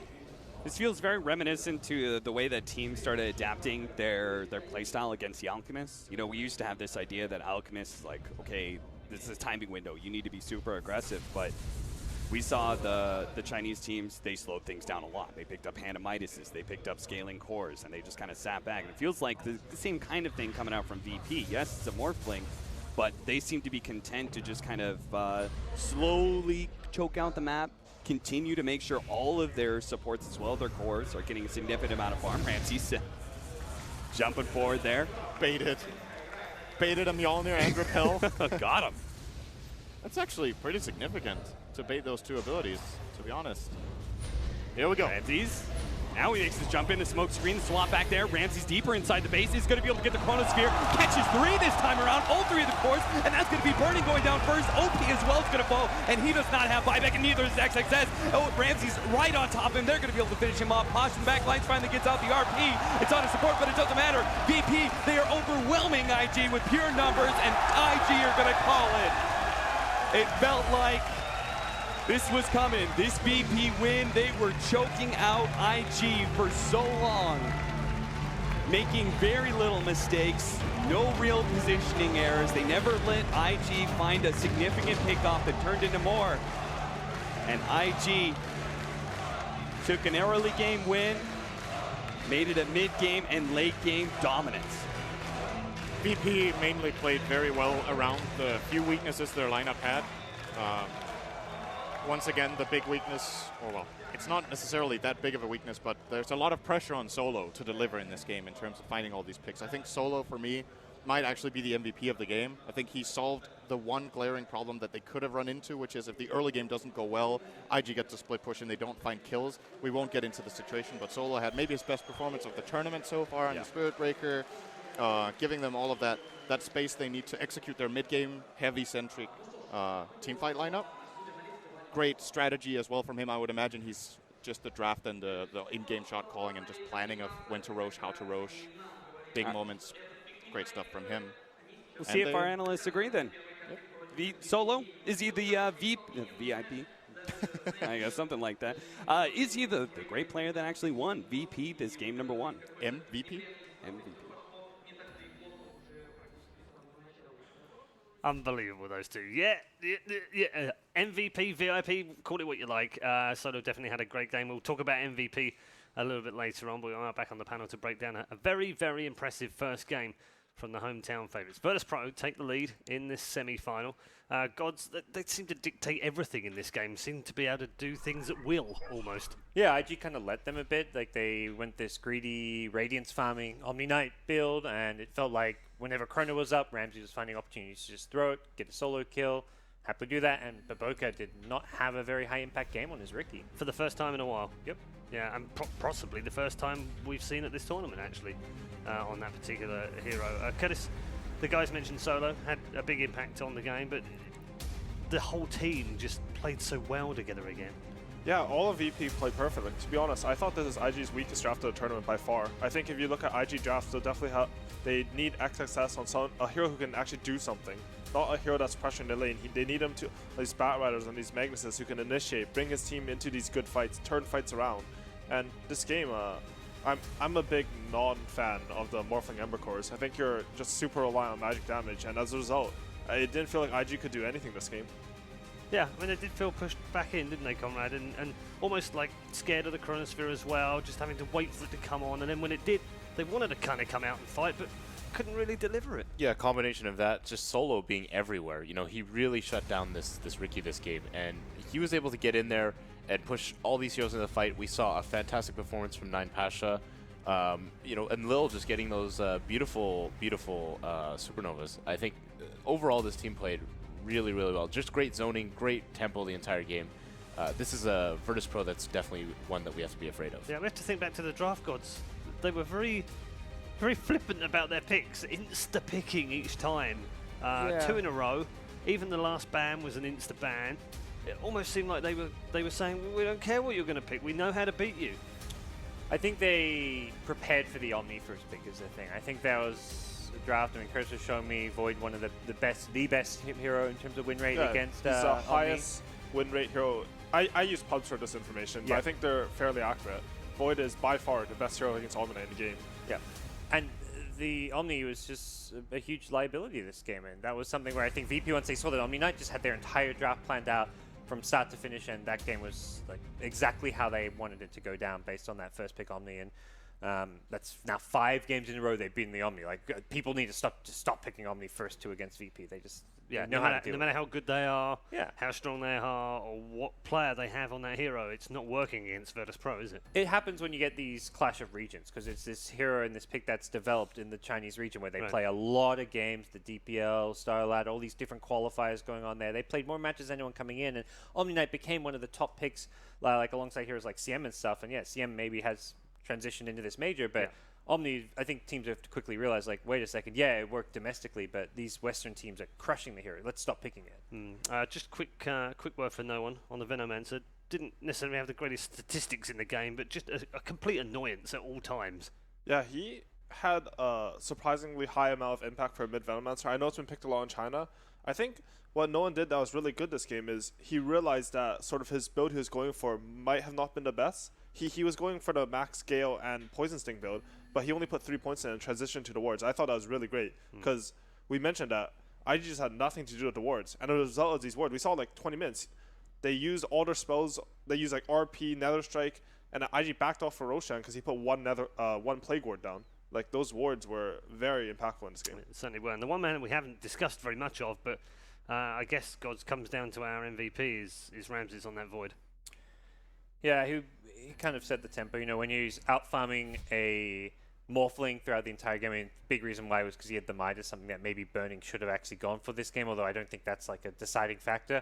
He was 4K net worth ahead of the free farming Morphling. He completely, for me, stole the show with some of his Chronospheres. Like, as good as Solo, I mean, Solo played a perfect Spirit Break game. Can't take anything away from him. He was in 27 of the 28 kills, but Ramses, he played the carry. He really got all the farm and made all the big plays when they were needed. Yeah, 34.2k net worth, some 8k ahead of Burning's Morphling, which is insane. KDA 11.18 on the back of a 772 GPM. It's just absolutely fantastic performance. I mean, 9 Pasha literally empowering that hero to win them the game. You know, I didn't feel like I saw any major RPs this game, but he didn't have to because Ramses was so good with his Chronospheres. Yeah. And in terms of IG's performance, obviously subpar, suboptimal from their point of view. Do they do what God says, move away from the OMNI Knight? And if they do, where do they go? Yeah, I think for sure. As I mentioned earlier, I think they need to go back to these initiating heroes on XXS. To be honest, this is, in my opinion, I don't know if it's because VP looks so solid, but to me, this is IG's worst performance of the tournament by far. Yeah. And I think it was more indicative of their draft than their players. So I wouldn't be surprised if they come up Game 2 looking strong. Okay, we'll look forward to that draft, of course, as it's coming out for game number 2. Players currently on a well-deserved break.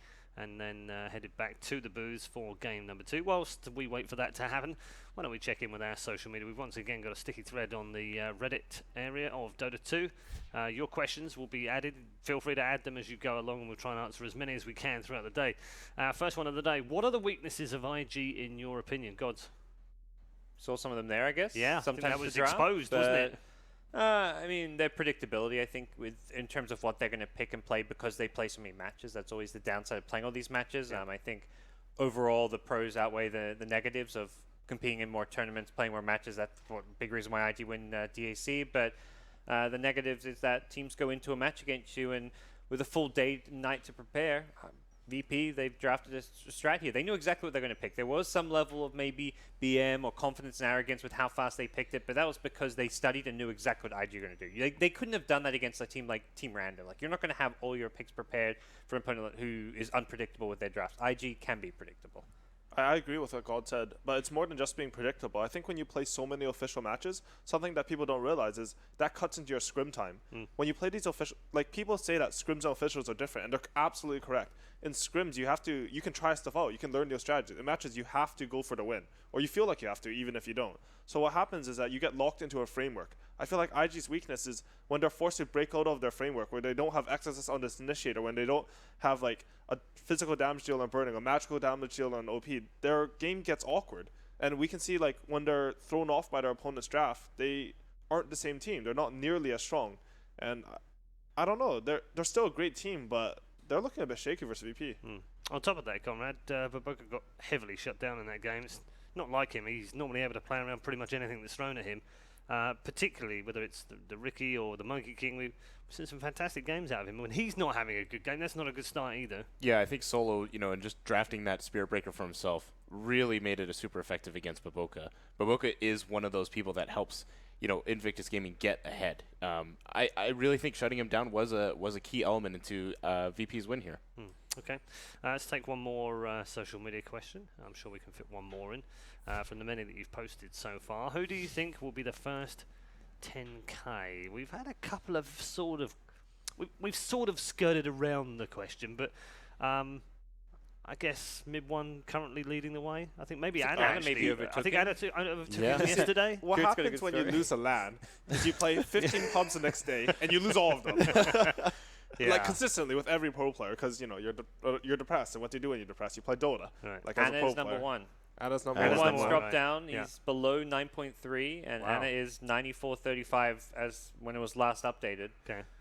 So I think it's going to be. I think there's 3 players to look at: Ana, Mid1, or Miracle. Right. The thing Those about are the chasers, aren't they? Yeah, the thing about getting 10K is it's not even about how good you are, because Right. these players they're ready so much better than everyone else. It's waiting for everyone else's MMR to catch up, so you don't have to queue so long for a I was game. going to say, so you can actually get like, some points.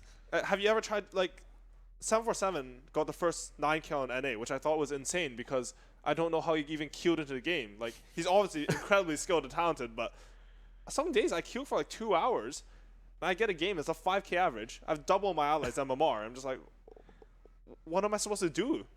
So It's going to take a while. Do you think we might squeak it in before TI? no.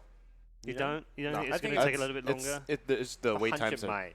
I think the wait times are just too long. I don't. There's a big LAN season coming up right after this event, coming into TI. That helps because, like, right now everyone's in Europe, so you get more pro players in one location. Yeah. It's true. It's true. The only way you can get before TI is if every high MMR pro decides to bootcamp in one location for like a month. Right. Yeah. And they all decide. Maybe that's an idea. We're all Maybe we playing have an 2 scrims a MMR day. boot camp. I mean, MMR boot it camp. actually kind of helped for this tournament. A lot of teams here were coming. I think Boosting camp. the shortest boot camp I think I heard was 7 days for Digital Chaos, and almost every other team was here. Those slackers, Conrad. They actually had to wait for Abed's visa. Unfortunately, that wasn't their fault. But I think, yeah, if everybody comes a month ahead, which I don't know if is possible with the current LAN schedule, yeah, we could definitely see something like that. MMR boot camp. So it's a new idea. Maybe our friends at BTS could take that up and hold some sort of MMR boot camp where you get the top 10 players to just play round and round and round and round and round. We've got a lot of PCs. Just bring in. Yeah. You got a lot of MMR. Come play pubs all Yeah. day long. You know. There we go. I gotta say though, some of those high MMR games are awful because you have 10 cores in a game. Right. So, I did notice this the other day because we've also got the Chinese obviously staying Yeah. here in this region.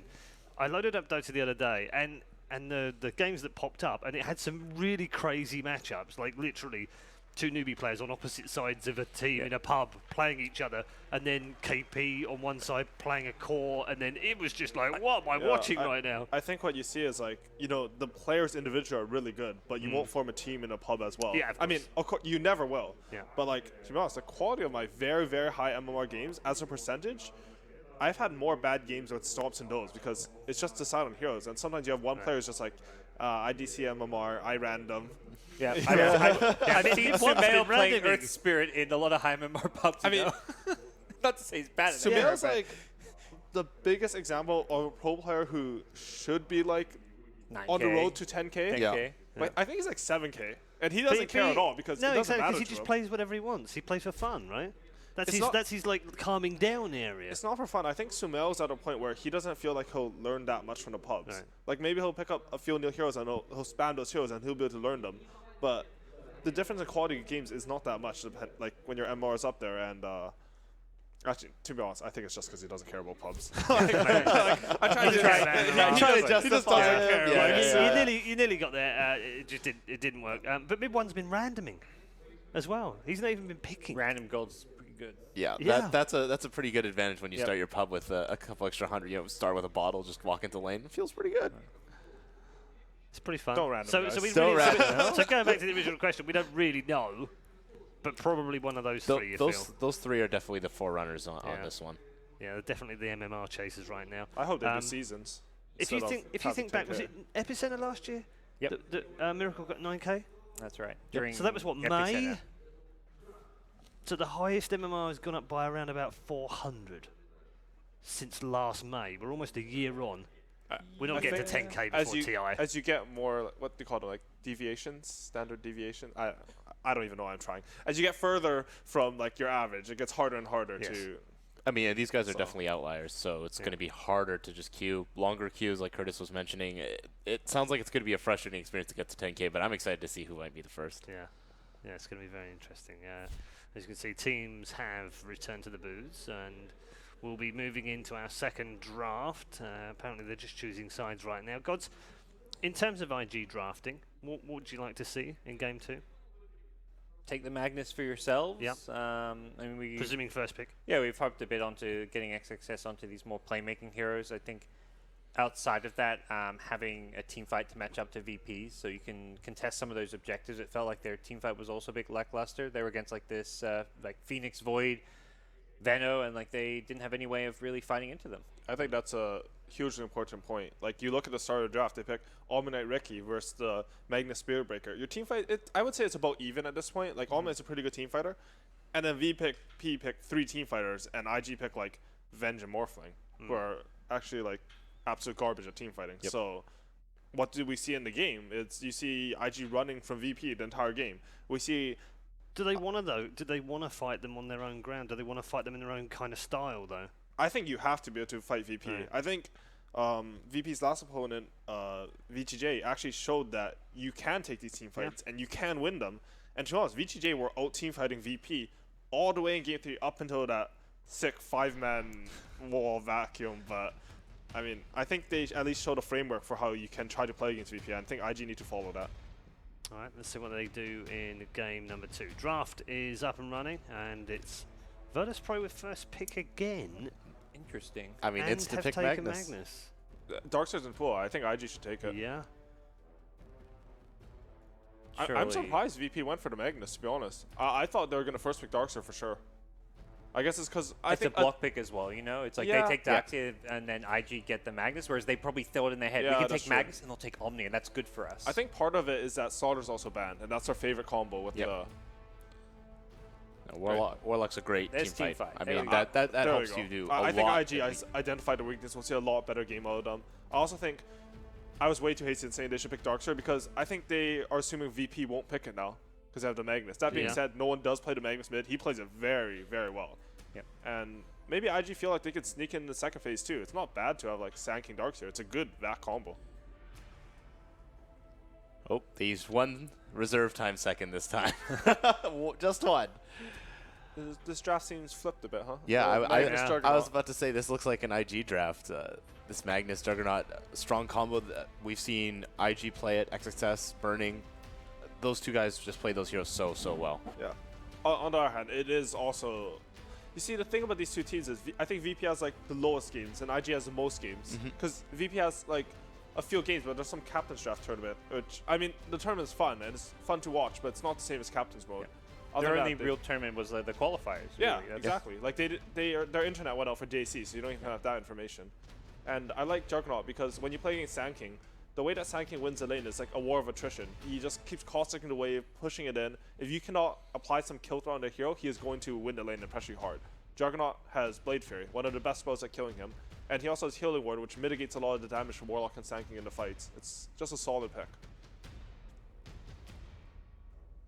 So once again, we've gone through first phase phase picks in record time. OMNI is keeping an eye on how quickly these picks have been done. He can come up with some averages or something. I'm sure Virtus Pro have broken all of them. But the ban's causing some grief for IG here, guys. Yeah, I wonder whether they're probably deciding which kind of player to maybe focus some of their bans on. Are there any like worrisome mids, or do you want to maybe target Lil perhaps with some of his 4-position heroes? But the CM probably one of the heroes that stands out. CM Jug, they got Phoenix, so they do target some of the supports. I honestly feel like they went behind the stage after their loss and they're like, team fight, guys. Team fight. If we cannot team fight, we cannot win. Yeah. So VP with pick good team fight. Insta Axe ban. That's the Jug counter pick in a lot of ways. Fairly good versus Magnus too. You get the call off with the Blade Mill versus Empower, basically doing 50% extra damage. And banning that Phoenix out, they saw how strong that was last game. It looks like they don't want to face it again. I don't know if Lil played particularly well or did have a huge impact just because like so many other heroes did so much. But you know, they're definitely looking out for that big team fight presence. To be honest, I think Lil did everything he could that game. Like I thought in particular, I want to give him a shout out for his item build because he went pipe on Phoenix, which is very irregular, but it was perfect that game. They even went Grease on Madness. They managed to identify that IG lacked damage, and when you identify those things in the game, it sort of shows how they're thinking, how to what we can expect out of them. They're adapting to the enemy in the game, and that's always a good sign. The support band out, CM gone. I think it's a good ban. Magnus was disgustingly overpowered at DAC. CM makes him the same hero he was at DAC. It's just a mana nurse. I don't think the BAT really mattered. So also roots are good for Sand King, and I think it's underrated to like just have an attack speed slow against the Warlock, because that Golem does a lot of damage, and if you get like the Nova and the Crystal Maiden ulti on it, you're reducing its damage by 80%.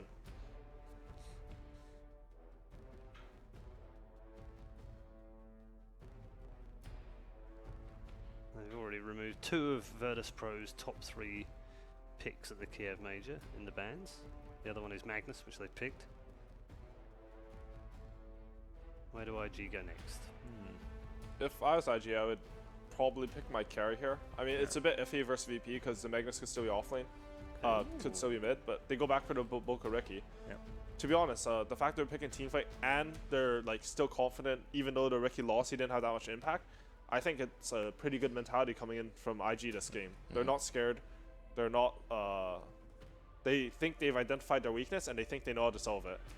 That's always a good thing.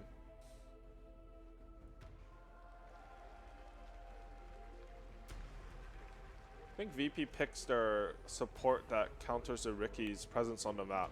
Generally, last game they had the Spear Breaker for that. Generally, you can pick anything that can sort of have a mobility spell and a dust in the early game. So if Ricky shows somewhere, you can come in from fog, dust in, and get the kill. Disruptor's another good one. Disruptor's not the Ricky counter pick actually. It'll be their next hero, but still a solid VP hero. I think they've been running this hero since their inception. These 5 players, and they're. I want to say they're the best team at running it. They've always made that Disruptor look scary. To be honest, CIS teams have made Disruptor look scary for like the last 3 years. It's like a CIS classic. They used to run it all the time with the Slider. Like that was back when Slider was more an offlaner, but yeah, they used the vision with the glimpse incredibly well. I mean, the team fight combo. And we saw yesterday against VGJ how strong that hero was. You know, we talk about team fight. He brings team fight and pick off, which is kind of one of those unique things. Just got to make sure you get levels on him. Sven against Jug.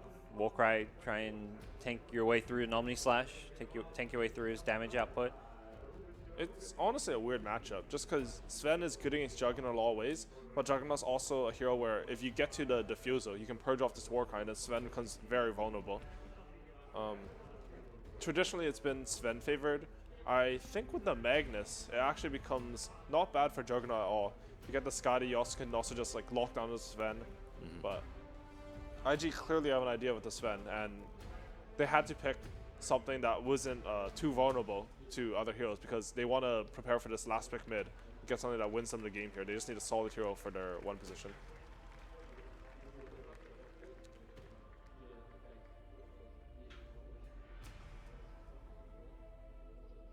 Nothing new from Virtus.pro this time around. They had 3 brand new non-played heroes in the first draft that they hadn't played in Kiev, which takes their total to 34 different heroes played. I wonder if there's a specific mid they really value, like the TA is the first that comes to mind because of how effective it's been, that they just want to pick now and prevent it getting banned. On VP? Yeah, VP. Oh, okay. I think they're...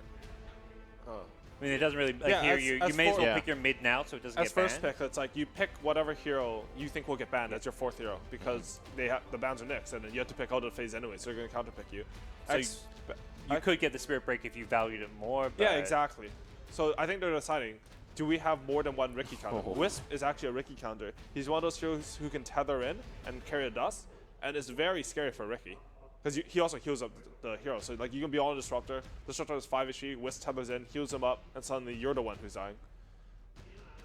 Feels like IG don't like playing against the Wisp either. It's a very annoying hero to play against, even when you don't think a team can run it that well, and VP can run it extremely well. So it just changes how the game's played. I expect a Tinker ban out from VP. I think that's a hero that sort of ties out IG's lineup together. And it's the OP's, I think, most played hero, like in pubs really? and stuff. Wow. He does play a phenomenal Tinker. So. Just on the back of while we wait for these last 2 bans in the round, VP are now 5 for 5 with Magnus at the Kiev Major. Pretty good hero. This they is do run it well. game 6. And they have additional value on the hero just because they run it in multiple roles. We're approaching their 5th pick, and we don't know for sure where that Magnus is going. I like the sniper ban from IG. Look at pub win rates. I know I'd say it a lot, and people probably go like, who cares about pubs? But honestly, like, pub win rates with a high sample size are largely more indicative of how strong hero matchups are in pro games. You think looking at like the highest level gameplay there and the highest level ranked pubs is like where you're going to get the best indication on what heroes are going to be strong in this meta? I mean, I think like it'll probably start like 5K. They'll have like a good enough basic idea of how hero matchups go. Like, so it's good enough for me. I've rarely found them to be wrong. There are some heroes where it's a bit weird. I think VP, I was going to say the sniper pick is one of the highest against Sven, just because he stands so far back. He's hitting the Sven with a Scotty. It's really hard to jump him. You do jump him, he like pikes away maybe even. Yeah, you got the Disruptor to, you know, help you keep up, and then just Magnus can come in and initiate. Lots of different options.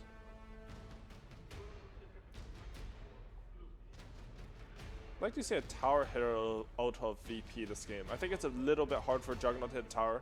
There's that TA. Good pick. Very good versus Sven. I think he's up there as well. It's good against Sven for multiple reasons. It's a hero that you can't burst with your jump, blink, Stormbolt ulti. He also, the biggest reason though is I think the traps. You'll put traps on Sven's Ancients. You can see when Sven wants to do those stacks. You can counter him there. And to be honest, you can out-farm a Sven. He's one of the few heroes that does that. We saw no one with 200 CS at 20 minutes last time, so. They are 2 out of 2 with TA, 2 out of 2 with the Wisp, and 5 out of 5 with the Magnus Virtus.pro. That's a scary VP lineup. I think this is the mid IG likely kind of prioritize and wanted. That's why they banned the sniper over the TA, probably because they thought they could get a good matchup with the Ember, but still a tough one. Very tough. Also tough is predictions. Yes. Makes it a lot harder with that draft, doesn't it? I can go first if you want. Sure. I like it. A volunteer steps up. I think VP are going to dismantle IG this game.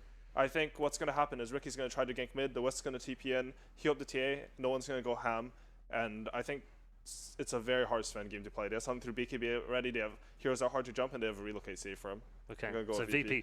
Yeah. VP for Owie, okay. Conrad? I'm going Virtus.pro as well. While they may, I think I look at IG's lineup and I think maybe they have a really strong team fight. I just think VP, they win the late game here, and I think their team fight is not that much weaker than IG's here. Okay. I'm like kind of Still, torn. we've given you don't extra curse time them. this time as well. I see IG, like I've seen what they can do with these heroes, but like I fully behind like the logic Kurt's bringing out. We'll go with VP as well. All right, so we've cursed VP. Yep. IG's going to win this game. 100%. Can't wait for game 3. What have you all done? There is something to be said for this Commonwealth gang of thugs that we've got here on the panel. Have they cursed VP? Let's find out as we head into game 2. Are they one game away right now from a grand final place? Can they nail it? Let's find out with Synderen and Capitalist. Virtus Pro are currently one game away from beating IG in the semifinals and going into the grand finals of the Kiev Major, a dream for the CIS region. But can they actually sweep them here in a game 2? We have very similar lineups, I feel like, Synderen, at least when it comes to style anyway.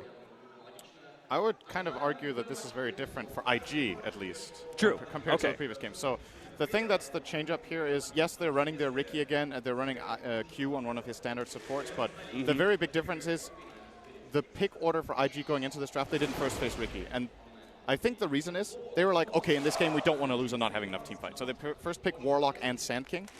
And knowing for VP that this Sand King could be played by both XXS and BOBOKA, they don't know exactly what the role is going to be until the Ricky pick. So this time they have more team fight. As far as VP goes, I would agree this is more similar to what we've seen from them in general, like the early aggression with this Disruptor and IO support duo that they're going to run this time. The TA for no one we've seen before, they run their standard Magnus. This time it will be a Juggernaut combined with it for Ramses, but I don't know. To me, this game will be very different from the last one simply because of IG's ability to team fight and the type of carry that they've chosen for it. Oh, there's certainly no way that IG are going to be shying away from engagements like they did in game number 1, right? They've got, I mean, they doubled down on the team fight with the Warlock Sand King opening. That was pretty crazy. And then they've got a Sven, which is obviously going to be much more focused on it being able to hit that timing window. You got BKB. You want to overwhelm the enemy and then go for that push rather than Morphling split push style. VP, though, probably similar in looking to just kind of control the game and farm up on all 3 cores. As it did seem like it worked out very well against IG's style in game number 1. Yeah, this time VP needs to be paying a lot of attention to just the flat-out fighting potential of IG. I like IG's lineup more in this game of how well-rounded it is. I think last game, as you said, they kind of had to shy away from fights because with the early game VP had the type of execution that ID needed to land in those fights was simply too difficult. This time around they have way more options. They have like 4 heroes that can all engage for each other. Sven with a Blink, Ricky with Smoke Cloud, the Sand King with a Blink Dagger, Ember's Light Chains. They have follow-up. All of the heroes also have follow-up. Like, it's such a nice lineup to just look at. When you look at the picks, you feel like, okay, you can totally see what the point is. You have good late game, good lanes. Just very well-rounded. Probably one of the most well-rounded lineups of the entire tournament, to be honest. I really like their picks in this game, but we've seen IO lineups just trash the lanes so hard that it didn't even matter. I don't think VP will manage to do that this time around, though. Yeah, BOBOKA is certainly going to be able to offset the power of the Wisp quite a bit. He's been trailing Lil this whole entire time, so there's not going to be any, say, jungling shenanigans. He's actually cornered the Courier. And we'll see how long VP are willing to hold this Courier under the tier 2. If they're going to wait all the way to the 3-minute mark, or if they get fooled into thinking it's safe. XXS does have a Burrow Strike, so he should be fine here. He's got the Warlock behind him. This is a big change, right, is that they have this aggro dual lane that can actually put a lot of pressure onto the safe lane Juggernaut when the supports are away. We've seen these dual lane Warlocks quite a bit, generally with Legion. Sand King, however, is also a pretty strong laner against melee core if you do manage to sustain, and the VP support duo just isn't that good early on in putting in massive amounts of harassment. Yeah, Wisp doesn't really want to be in that tri-lane all the time, right? No. A Disruptor is known to be probably one of the weaker supports out there when it comes to the laning phase and being able to contest in 2v2 actions. So that leaves our mid lane where no one as the Templar Assassin matching up against OP's Ember Spirit. Now, we've seen this 1v1 a number of times. In fact, going back to older Dota, we actually saw this quite a bit. How do you think this 1v1 really fares by itself in the newer Dota, and then obviously with the Wisp and BOBOKA's Riki involved? In isolation, this lane is pretty even. I think there's like these timings for both players in lane where Ember is stronger when Flame Guard is up. When it's not, he's pretty pretty weak, can't really do anything to TA. So you're playing around each other's cooldowns. You want to use the Flame Guard against Refraction, and on the contrary, you want to use Refraction when Flame Guard is on cooldown. And as a result, you generally end up just both pushing the waves. Flame Guard pushes, then Sideblades pushes back, and you just play around that. Generally, if we see a kill in the lane, it favors the Ember. You need to have a lot of Sideblades in a row to put up pressure as the TA. But the nice thing about TA is that you're actually okay. As long as you're both farming great, you know that you're going to get the bigger farm in the jungle compared to your opponent in the lane. Yeah, absolutely. There's a lot more pressure on Ember Spirit to make kills happen, not just on the Templar Assassin, but immediately following. And there's, of course, a big difference in our two supports. The Riki does offer an opportunity for kills, where Wisp usually is just going to be preventing the death of our mid laner. But Bulbika has been pretty solidly sitting up there at the top lane for the most part. This is leaving a 1v1 for Burning, once again, against Pasha's Magnus. I felt like the Sven was such a good pickup. We don't see too much Sven right now, but being matched up against, nice TP out by Solo, but being matched up against a Juggernaut, Magnus, I feel like it's actually Magnus. I'm not even sure Magnus lineups are really all that good against Sven. And then a Templar Assassin as well. Feels like this armor from the Sven is going to be super valued. It's a very good armor game. At the same time, though, VP have two heroes that could go. Oh, wow. P goes down in the mid lane. Lil comes in with a double damage. And OP, it looks like he kind of pushed himself forward, thinking it was one of those Flame Guard timings where he could push out the wave, but gets turned around real quickly. But to finish off on the Sven thing, the armor is very good, but VP do have two diffusal carriers in their lineup, so they definitely can itemize around it. But there will be a nice timing for Burning, more than likely.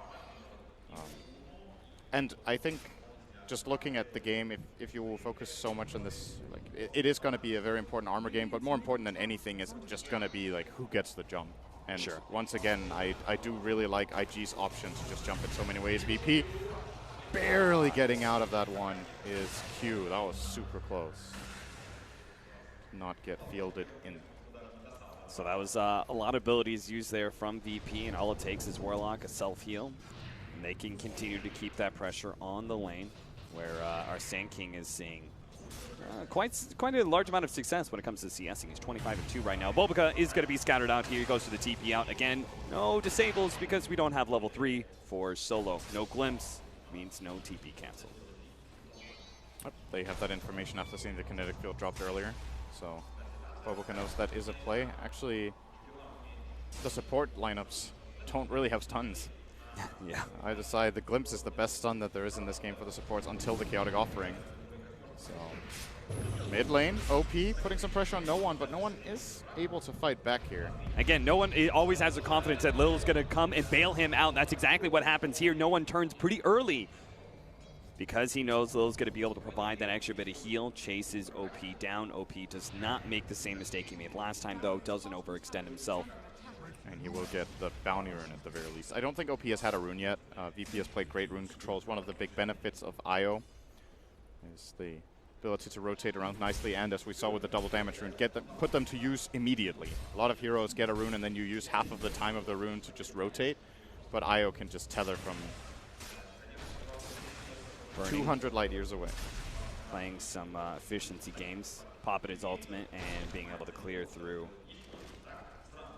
the neutrals, push back the Magnus as well. So Burning, top of the network chart. OP, because he died earlier, is dwindling a little bit, but it looks like pretty much all three cores on both sides are kind of getting what they want out of this laning phase. Yeah, it's very even. Does that mean it favors in the end VP because the Wisp seems to be kind of getting a step ahead of all the other supports? It's definitely good for VP. I think if they were losing the lane, it would have been a bigger disaster than if IG were. So with that in mind, it being even is okay.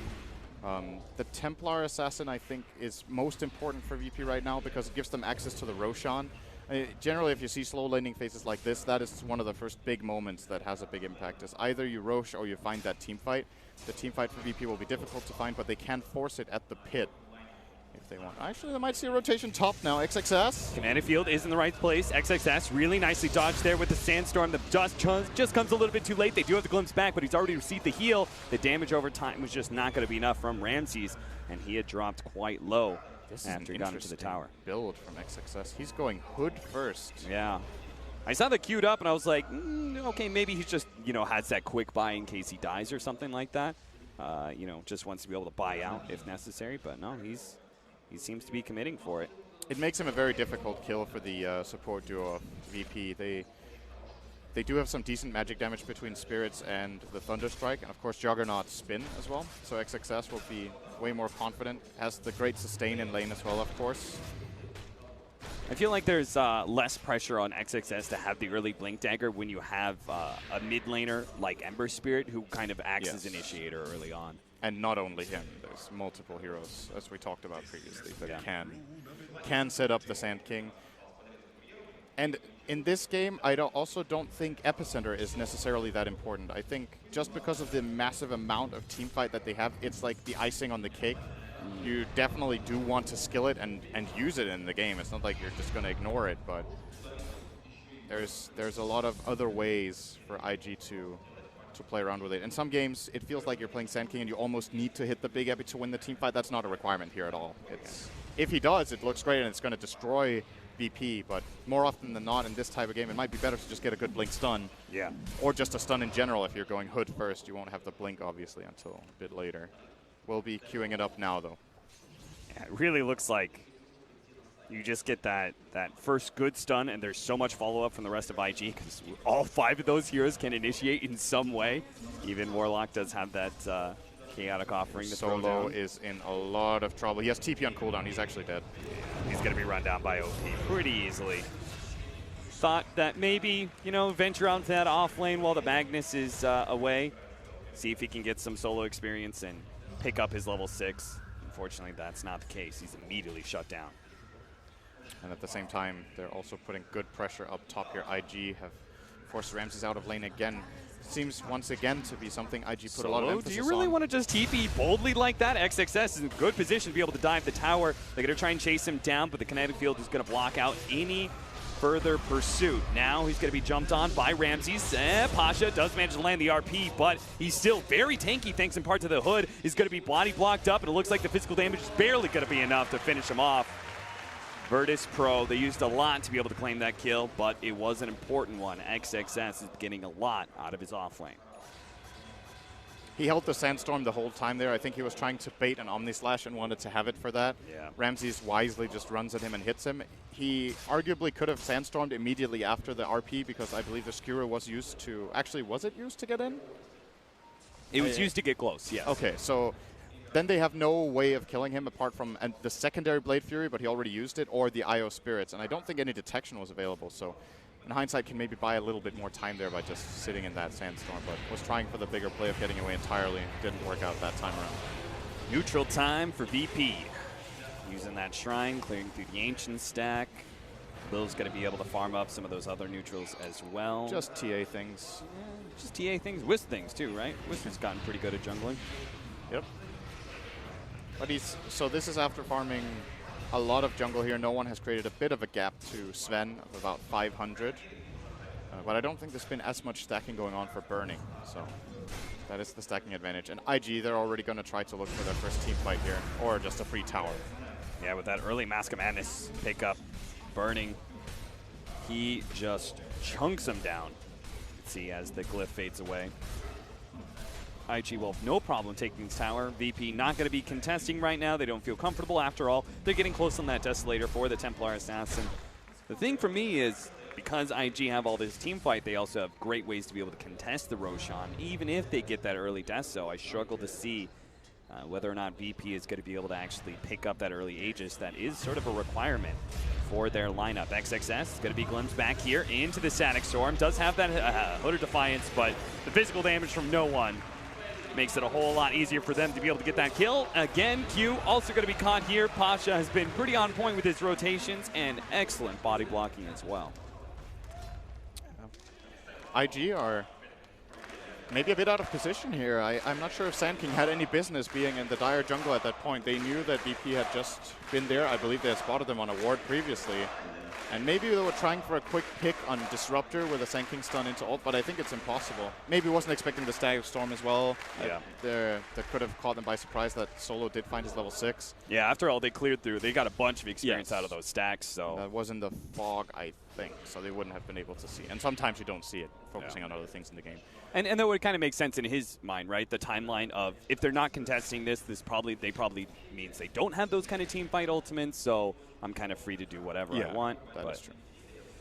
Well, let's gonna look a bit at BO3, who has been fairly quiet this game on the Riki. He's been taking some time bottom to find his level 6. He has Phase Boots and Aquila, so hitting one of the earlier peaks of Riki in this game. Smoke up from IG. See if they can surprise Ramses. Ramses sees the smoke pop, immediately pops that spin just in case. And IG, instead of getting the pick off that they're really hoping for, instead, they're going to try and push this tower. Are VP going to contest this time around? OP, well, he may force it out of them to jump in. Looks like they're going to be able to get the epicenter off onto Solo. Didn't have the static storm, but a nice relocate out from Lil. Saves his fellow support. Maybe VP can reinitiate. We'll see. They get a little bit of nuke damage coming out from Pasha there. Shockwave. Everyone's full healed up now by the healing ward. The tower, just a sliver of HP. IG, they no longer have that ultimate from Burning. They're going to glimpse it back into the static storm. Pasha tries to go for the skewer, misses, but they aren't going to be able to take out Burning. Now it's up to Ramses to try and come in and finish off OP. OP does a remnant, jump away. Unfortunately, the Omni Slash doesn't follow him in. OP still has some magic damage to deal with. The missed shot, no, it's not going to be enough. No one goes up for next. XXS in deep. Pasha once again, this big rhinoceros, he's all over the body blocks. XXS fortunately did have the sandstorm. It gives a little bit more of a space, but no one's there. Gets the meld strike. The ultimate chaotic offering drop far too late. That's going to be a huge waste. And even BO3 caught out inside the sentry, trying to run him down with spin. Barely stays alive. Virtus Pro, they strike back hard against IG as they just kind of overextend themselves. They commit a little bit too much to taking that mid-tier 1 tower, even after they'd already kind of used everything. That was so great defensive play by VP. The save from the IR relocate, first off. The reason IG want to go for this tower is that they know there's cooldown on RP, so they are looking at VP's lineup and they're like, they don't really have any good team fight without the RP. There is still the static storm though, and they're playing that one moment of opportunity that they have where the Sven backs off, they glimpse him back in, which starts the entire fight. If that glimpse doesn't come out, they just basically took a tower, right?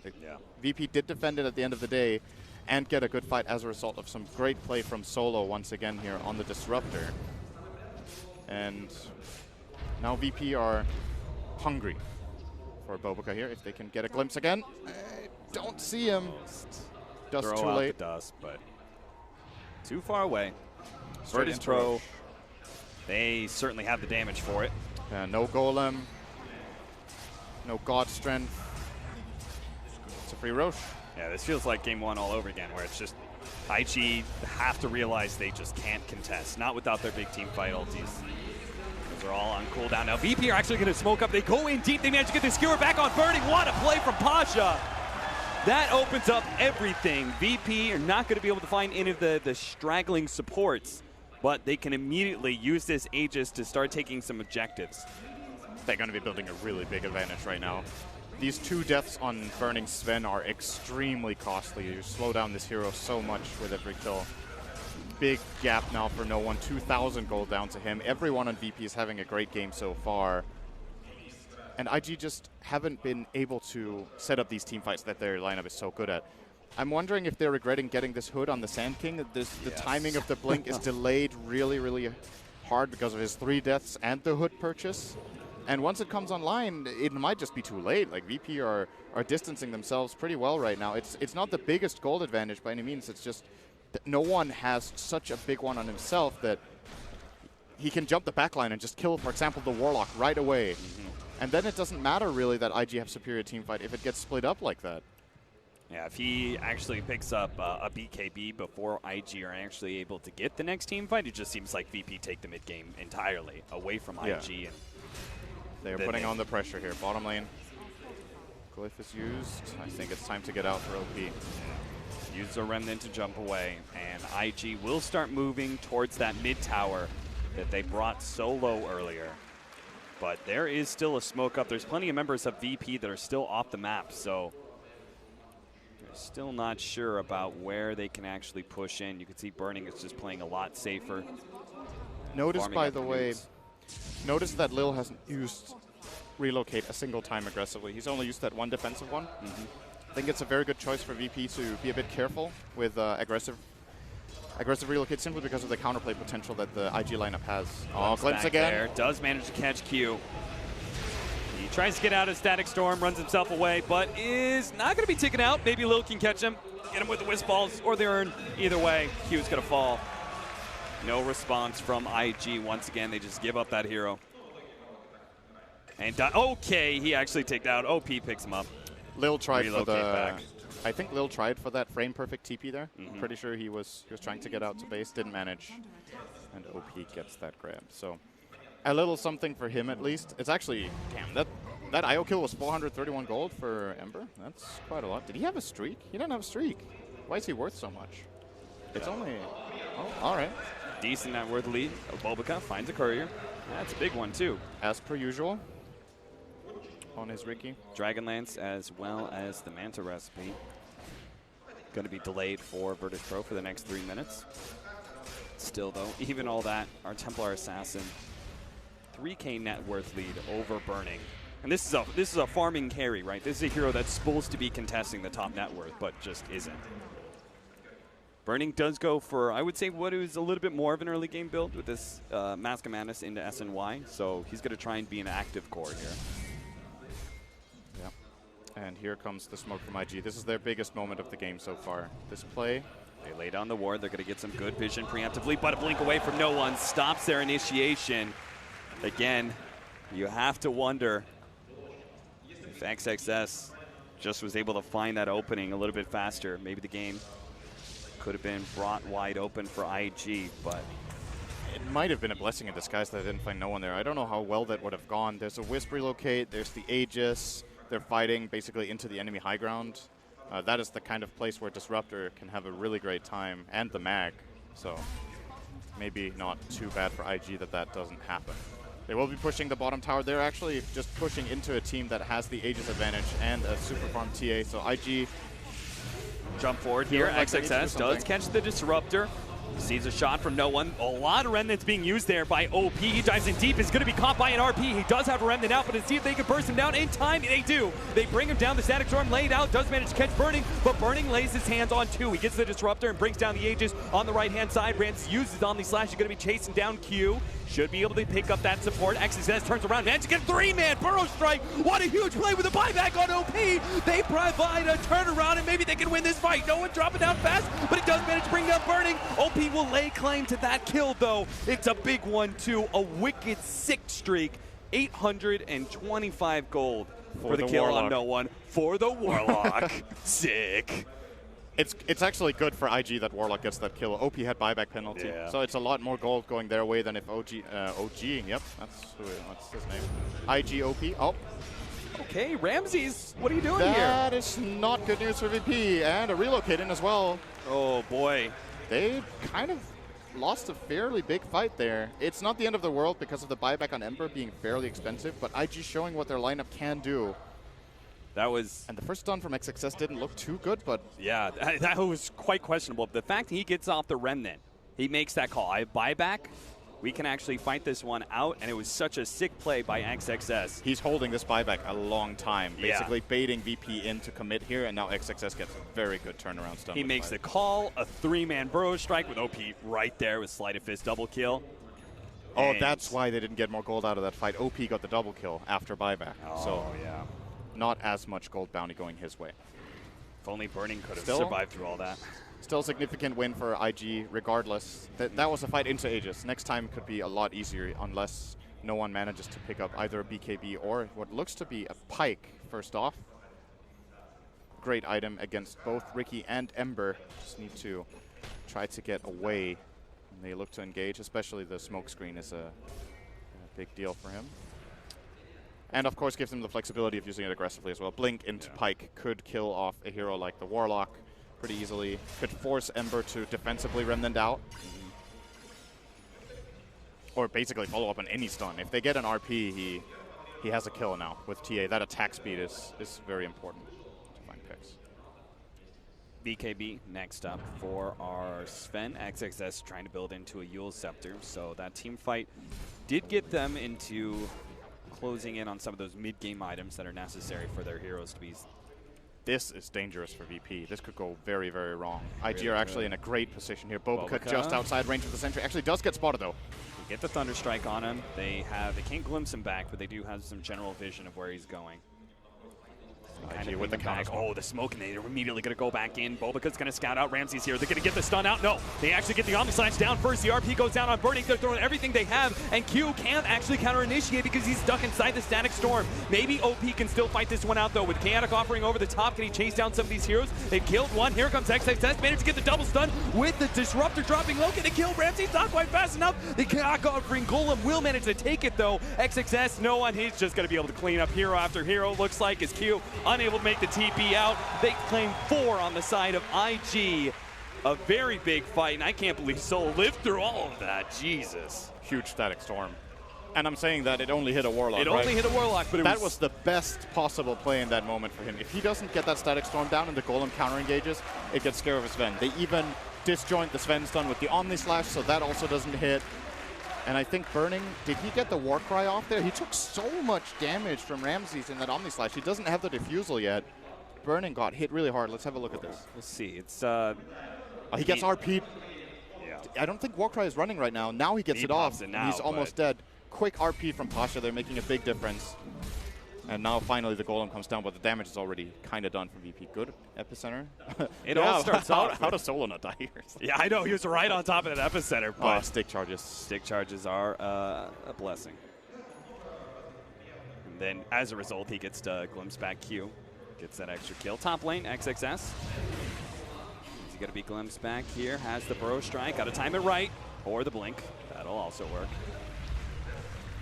VP still going to just group up here. Feeling very good about themselves. They know Chaotic Offering is still on cooldown. And they push very fast. This TA and Juggernaut is a great tower sieging duo. When they don't have to be scared of getting jumped, as you said, by the Golem. Claiming it. Now, Diffusal Blade has been purchased up by BOBOKA. This is generally a turning point in a lot of IG's games, is when BOBOKA is really starting to shine. He's had a very good game on Riki so far. 0 deaths to his name, 3-0 and 6.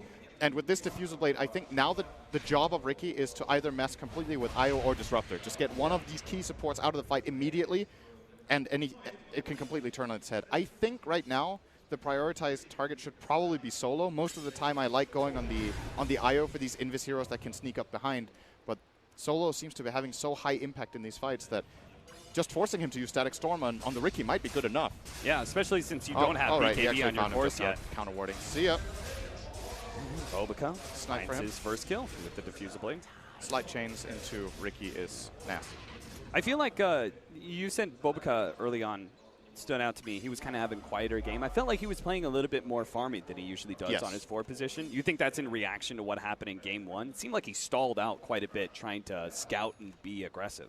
I think it's also in reaction to what happened early on in the game. It just seemed like the aggressive plays weren't working out exactly the way they wanted, and that's when you need to make sure you don't become a walking creep. Yeah. Basically, as Riki. Riki can be a pretty bad hero with absolutely no items whatsoever, and BOBOKA, arguably the master of this hero, so knows the in and outs and what the limitations are.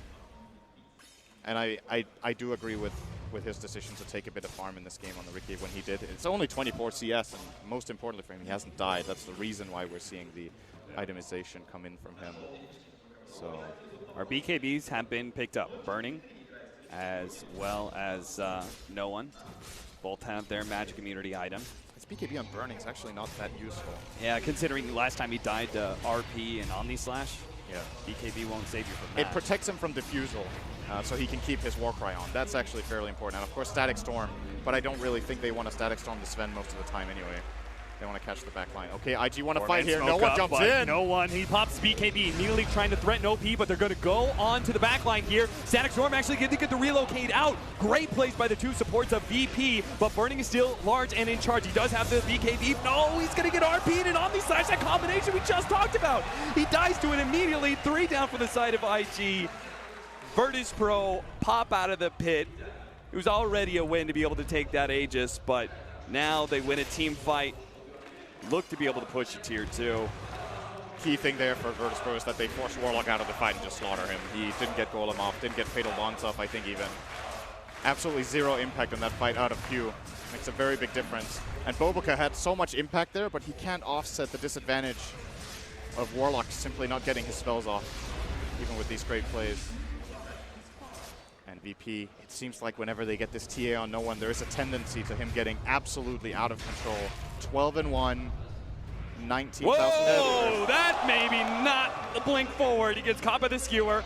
Ramses doesn't have the Magnus bus. He has the spin, but they're going to try and catch him. Nice, they got him. The spirits from Lil actually catches BO3. IG, they've made yet another mistake, and it's going to cost them too. VP, they're actually cycling up to push high ground, it seems. This could be a bit overconfident. Pasha isn't there yet, doesn't have RP either. OP will. Oh, okay. Think twice about that. No one. Disjoint there on the Stormbolt. Solar Crest, as well as high ground advantage here, doing a lot of work. No one just can't seem to hit anybody. It's a nice pickup from that Warlock, and they're going to need every bit of those misses because no one is so Blink large. skewer on the Warlock here, maybe. It is a possibility for Pasha. They managed to get the chains, burning through the refraction, but he still has the BKB right as the Burrow Strike comes in. Nicely played out. Now the skewer back, burning. He has to fight this one out because he's too deep on the enemy side. He starts making his way backwards, though. No one threatening his life. BO3 throws out an ultimate, kind of ineffective. IG. Seems like that skirmish is going to kind of scare VP back. Great disengage. That fight could have gone very scary for VP. They force out the Sven BKB, they force out his ulti. They know Ricky is back to life, Warlock Golem is still online, and they just don't give anything away to this IG squad that's really hungry for kills. If they can kill the TA, that's such a big gold swing that they might be able to bring the game back almost in their favor. The 7,500 gold advantage that VP have is basically the TA. So still have to be careful, VP, with their over-aggression, and they have improved a lot as a team in that regard. They do it very rarely, go for these bad dives. We saw a bit of a glimpse of it yesterday, but they immediately got that game back under control and eventually won. He's sitting on over 700 GPM right now. Yeah, Templar Assassin, good hero. When it goes Sometimes off, not as good hero. It really goes off. Yeah. It seems to me that in this tournament so far, TA either gets destroyed in lane or owns. Yeah. Those have kind of been the two options most of the time for this hero. Solo sprinting forward, lays down a sentry, immediately going to be countered by IG. Oh, they're going to jump out here, going for the disruptive, but he managed to get out the Static Storm. That's controlling OP. He may die from this one. The RP gets both cores. Nice setup. The Chaotic Offering will try and respond, but it's not going to be enough as no one pops BKB and just runs through those cores, and he'll take a support too in the back line. Solar Crest does a lot to be able to prevent him from dying, and now on the second life, they're actually going to be able to catch no one inside the base. Can he get out of here, though? XXS doesn't have the Burrow Strike to immediately stun him, so no one is going to be able to blink away. Nothing to stop him there. And if IG are not careful, here comes that Epicenter. They manage to get the stun out. Force that forward. They get a little bit more distance away from burning, and that's critical. They need no one to be able to survive through all this one. He's turning, tries to go for XXS, but there is no detection here. XXS coming up with another Burrow Strike. Managed to get the two-man stun. Nice blink set up there. They're going to be able to take no one. Maybe they can catch Ramses too. Ramses turns around, but an instant Sandstorm is going to protect his life. XXS. He caught that opening so many times there. Great Burrow Strikes, a great Epicenter, even against Virtus.pro's counterplays. Did cost them a Sven buyback though, so it doesn't come free, but they hold their tower even. It wasn't just the barracks they defended the tower. So no shrines available to be claimed for VP right now. This 1 minute downtime on TA is going to mean that this upswing in the graph that we're going to see momentarily is going to be a bit bigger than it looks. There's a lot of farm being lost right now that IG can just steal for themselves. They will, in addition to that, more than likely be able to claim this tier 2 mid tower. Looks IG like did seem a little bit indecisive though. This fight wasn't that crisp once again. They're a little bit all over the place with whether to go in or not. And the RP, on the other hand, I feel like when you watch VP, they go. They are all on the same page, very swift in their decisions. Sometimes they're not ideal, but a lot of the times making a suboptimal decision together is better than having 3 good ideas and playing them all half. Yeah, absolutely. I think it's something about the leadership that Burning and Q brought to the team that they just seem to always operate as a unit. Somebody makes the call, they all go in on it. There's no hesitation. It's not exactly the same as we saw earlier from IG. I wonder what the reasoning is, if they're starting to get a little bit nervous or if they're a bit uncomfortable. But they have all of their key picks, so you would think that at this point they would be super crisp, just as VP are. And VP are picking a lot of different heroes and just seem very comfortable in every single game with what they're doing. Maybe. Is it something about VP's playstyle, do you think, that makes IG uncomfortable? I mean, I think they were definitely uncomfortable with the way Game 1 was going. You know, with the way they were like, wait, they're not pushing into us? Like, we don't get that opportunity to have a defensive team fight, and they just kind of like farming. And IG, man, they were the ones at DAC kind of determining how to play out the meta, and they were making other teams look uncomfortable in their playstyle. But here, at the Kiev Major, this may be where they falter. This Riki is getting extremely big. It's actually a very big problem for VP. If they don't catch the Riki in the RP, I feel like BO3 more than anyone has kept IG in the game. His teamfight mobility, his ability to single out these supports make the fights a bit awkward for VP, which is why it's twice as impressive that they're doing as much as they are. Playing a Disruptor in this game, for example, with this limited itemization is extremely difficult. It's not easy to play the IO either. You do have a pipe, though, that gives you a bit of a buffer. But Riki kills these supports very quickly. Now he has the Basher and is building toward an Echo Saber. At that point, mini Monkey King here. You blink strike one of the supports, you get 2 immediate hits in. If one of them is a bash, they die, more or less. He can do this 1,000 burst damage, pretty much guaranteed. XXS. This is a good position from him. If he's not spotted by the trap, else they would be going on him. I'm trying to set up a condition to take a fight up here. VP aren't taking the bait, though, or maybe they are, but they are actually smoking away from the Sand King, and he can't connect without a TP. All right, it looks like a good read. Yeah, he is going to make the TP here. BO3 is going to pop this, but Pudge is going to front line. They actually have the counter vision to be able to spot him. If they can stop this RP, it'd be huge. They can't offer, but a save. Maybe it's not enough, though. He's got the Fatal Bonds on him. They've already killed the Juggernaut, though, and it looks like just a sliver of HP. Pasha may survive thanks to Lil's excellent plays. Lil, of course, Sacrificial Lamb, is going to relocate right back to his death. So IG, as you said, excellent reads. XXS TPing back was perfect timing. That was actually such a sick save from Lil once again. These relocates are really, really fast, reminding me of some highlight eye plays we've seen in the past with almost casting. You know, there was this tournament where one team was playing Batrider a lot and Pai was playing against it with IO, and it seemed like he started relocate before the lasso began. They were just expecting, all right, the lasso is coming in 1 second, so I'm already going to be pre-channeling my relocate. It's giving me some flashbacks to that. Lil is very quick here, but as you said, they do save the mag, but it's going to cost them their Juggernaut. That is a big kill. Tier 2 tower will fall here. Last hit goes to BO3. He really needs some gold here. Very poor Riki. Good to give him that last hit. What is he building with this Blade of Alacrity? He hasn't quick by, actually. Yeah, what happened to the might have changed his mind. Going Yasha, maybe? Not sure. As it is, either way, he's going to have a very large impact in these fights. You could see how, I mean, you're looking at cores like Juggernaut and Templar Assassin. They are strong early to mid-game heroes, but as the game goes later, you can see how quick they fall when they're actually being initiated on. Yes. There is still a lot of precise execution required out of VP's lineup. I think the reason, once again, the reason they're in this good of a position is that their first 20 minutes were just phenomenal. Been playing really, really well. Kind of goes back to the way you described the draft, right? Is that you just felt really good about the way IG look, and it looks like one of those drafts that is perhaps easier to play in that regard, right? You said very precise is needed from VP. That's what they gave us, but just you can see some of the problems that they can run into in these fights is that if it's not exactly there, if the mag gets jumped, I think it's difficult to play VP's lineup. So far, Pasha's done an excellent job at not getting jumped, but that time they caught him. That pretty much gave them a free fight. Gem on Riki will be scouting, trying to find information. He did end up settling for Blink Dagger on the Riki. I really like this choice. I actually thought that was going to be BO3's first go-to in this situation. With the Diffusal into Blink.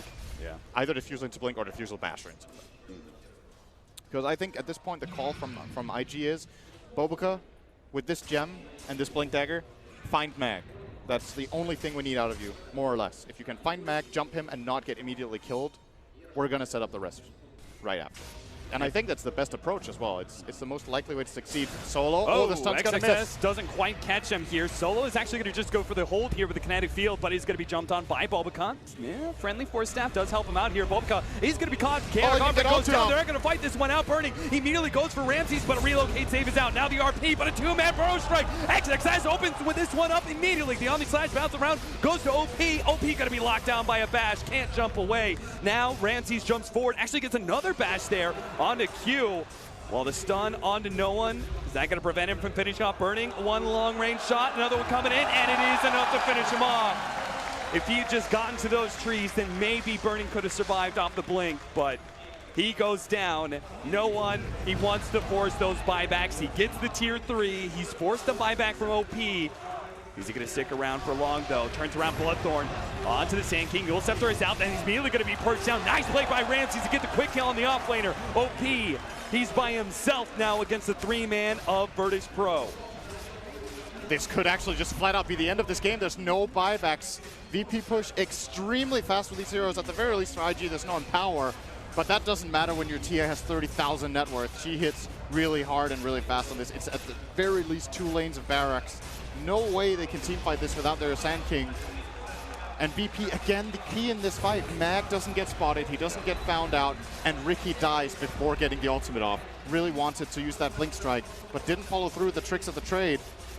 Fortunately for IG, the tier 2 is still up, but VP, plan B. You can't go up to the top lane, start pecking at some of those tier 4s. They're gonna play it safe though. They've got a huge win now. 2 lanes of racks down and shrines available, ready for the taking.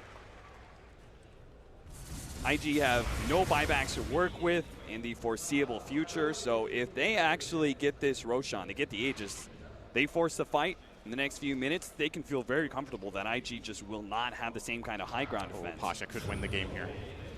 Pasha, CC is opening for the skewer, doesn't quite have the RP. Cooldown on RP. They do have Bulbaca though, Bloodthorn up, outside of vision. He'll be okay.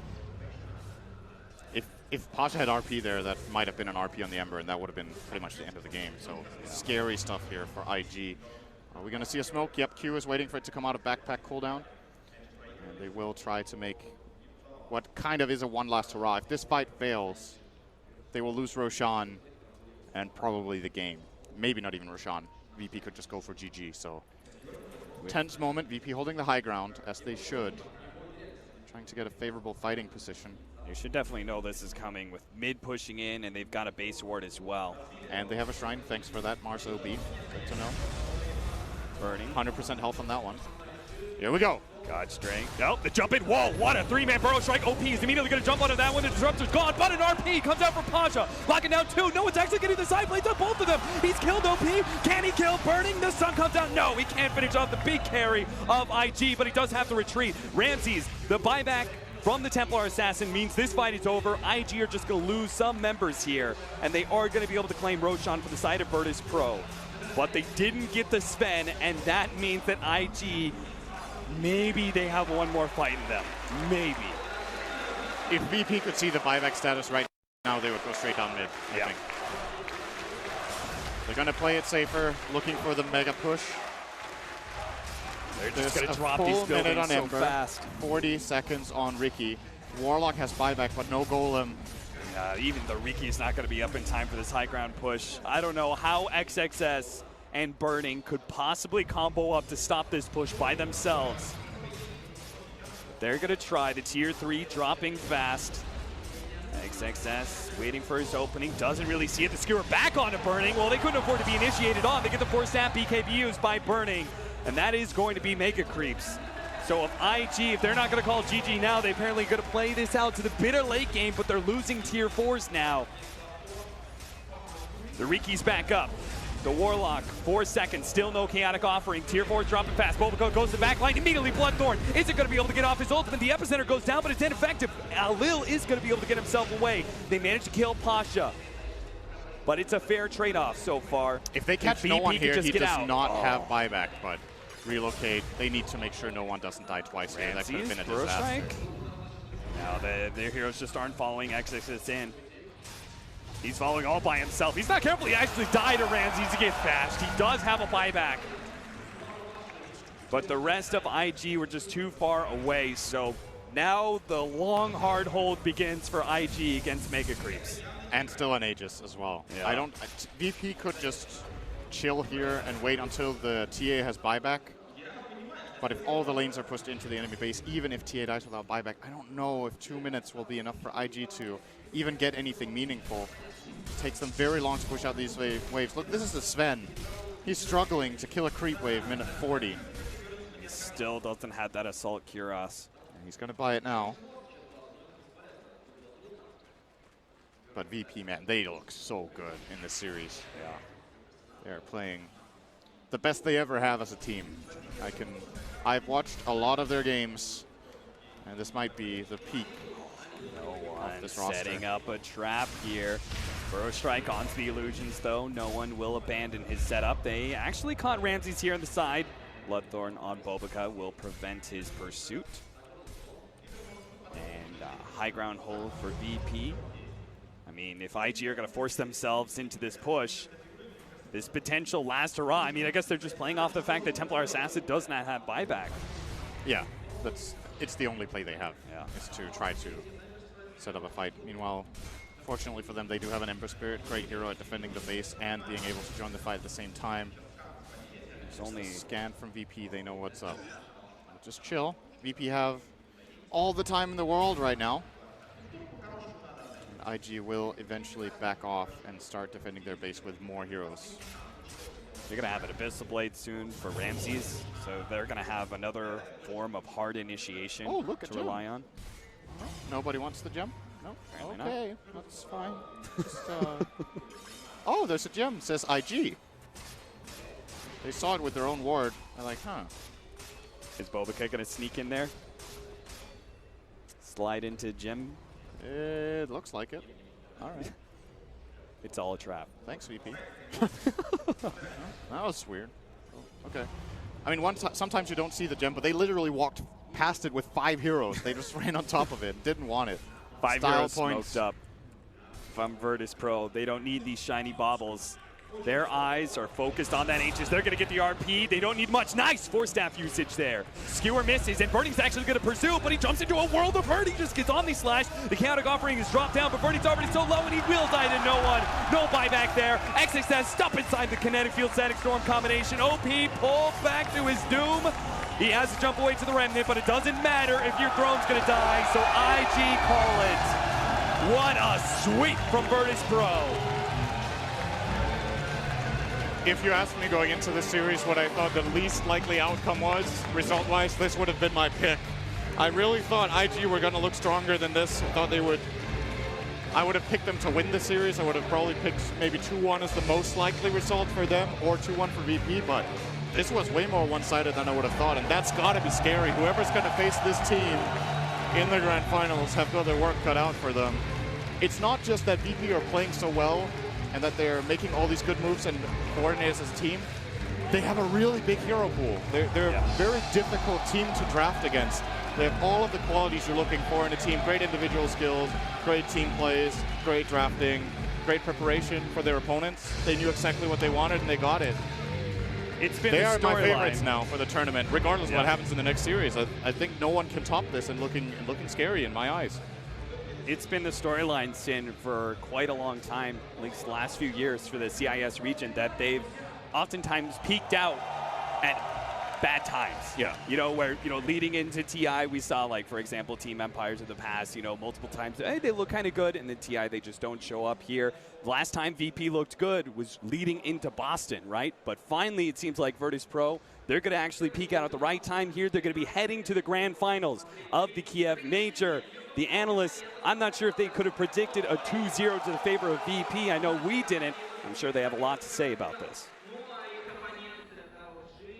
Thanks very much. Yes, congratulations to Virtus Pro and the CIS region. They finally reach a major championship. The original major champions at TI1 are back in many ways. It might not be Na'Vi this time, but it's Virtus Pro, trying to emulate their brothers across the pond in CSGO, who already have a championship major to their name as well. Is it to be in Dota 2? We'll find out later on as they will face the winners of OG versus EG. We're back with our panel members once more. There were 2 of them that predicted the correct scoreline because effectively they picked Virtus Pro in both games. One of them was not Gods. You should talk to these guys.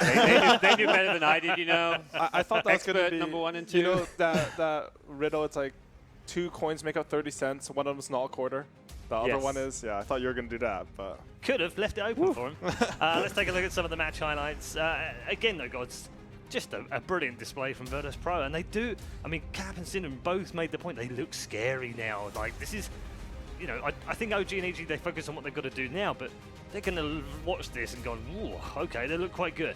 Yeah, IG is a world-class team, and to make IG look this impotent, there was nothing they could really do at various points. They just fell so far behind very early on.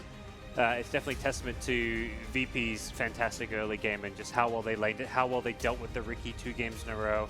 I really feel like this VP is a team with a plan and a very scary team to go up Yeah, and Conrad, a different approach this time round. Boston Major, they went into it flying high. They were doing well in tournaments. They've done well in qualifiers. They were very cocky, very confident, possibly too cocky, some said. They went to Boston on a high as potentially the favourites, and they flunked it. They didn't pass their exams there at all. Here, a completely different approach. Very quiet, haven't played in many qualifiers, if any. Played a couple of lands early on in the patches, but haven't shown anything. Have just kept themselves out of the limelight, flown under the radar, and that seems to be working for them. I mean, people slept on VP. I was one of them. I really felt like I hadn't seen a lot of games from them in 7.0, and I'm very happy to see this performance from them. You know, Lil having those interviews where he's talking about how confident they are, and I wasn't totally sold yet. I know maybe that was just like some mind games, but we're clearly seeing Virtus Pro be, in my opinion, the favorite coming into this grand finals, no matter against EG or OG. Curtis, are you disappointed with the performance of IG? Disappointed they didn't put up more of a fight? a little bit. I think they did not perform up to their standard. I thought their picks were a bit weak in both games, but to be honest, something that IG did do is I think they revealed a little bit of a weakness of VP, surprisingly, in those games. Right. Because VP, I felt they were pretty one-sided, but they managed to team fight VP. Like, in the second game? Oh, in the second game. I was about to be disappointed with IG, but they just pulled those team fights out of nowhere, and they played them so well, and no one should underestimate this IG team, even as they go out. Some of those sanking stuns were just incredible. Yeah. The number of 3-man like burrow strikes in this game was just the buyback from OP, and I think, you know how like sometimes someone loses, but they reveal a weakness of your opponent, and you have like great coaches on the other side from Seb and Fear, and they're going to be able to analyze that, and perhaps they'll pick up on that. Otherwise, this VP team has looked unstoppable. I mean, you look at somebody like Artstyle coaching VP, I wonder how much of a presence he's been doing. And, you know, clearly this is a team that's done a lot of research coming into this game. And I think they felt so confident in this game, they might have already been starting to look at their potential next matchup. It's definitely brought the CIS region into sharp focus, though, doesn't it? Looks at their qualifiers, and you thought, yeah, there's some good teams in here. Team Empire amongst them, and a few others. But Virtus Pro standing head and shoulders above that. But they didn't storm players before we got here. They've not dominated that region. They've had some big games, but they have been the best team in the region, but not by much. So what does it say about the teams that are just behind them, the teams like Team Empire? It's an interesting region because they're so often grouped in with the European region as a whole. When it comes to Dota 2 tournaments, there's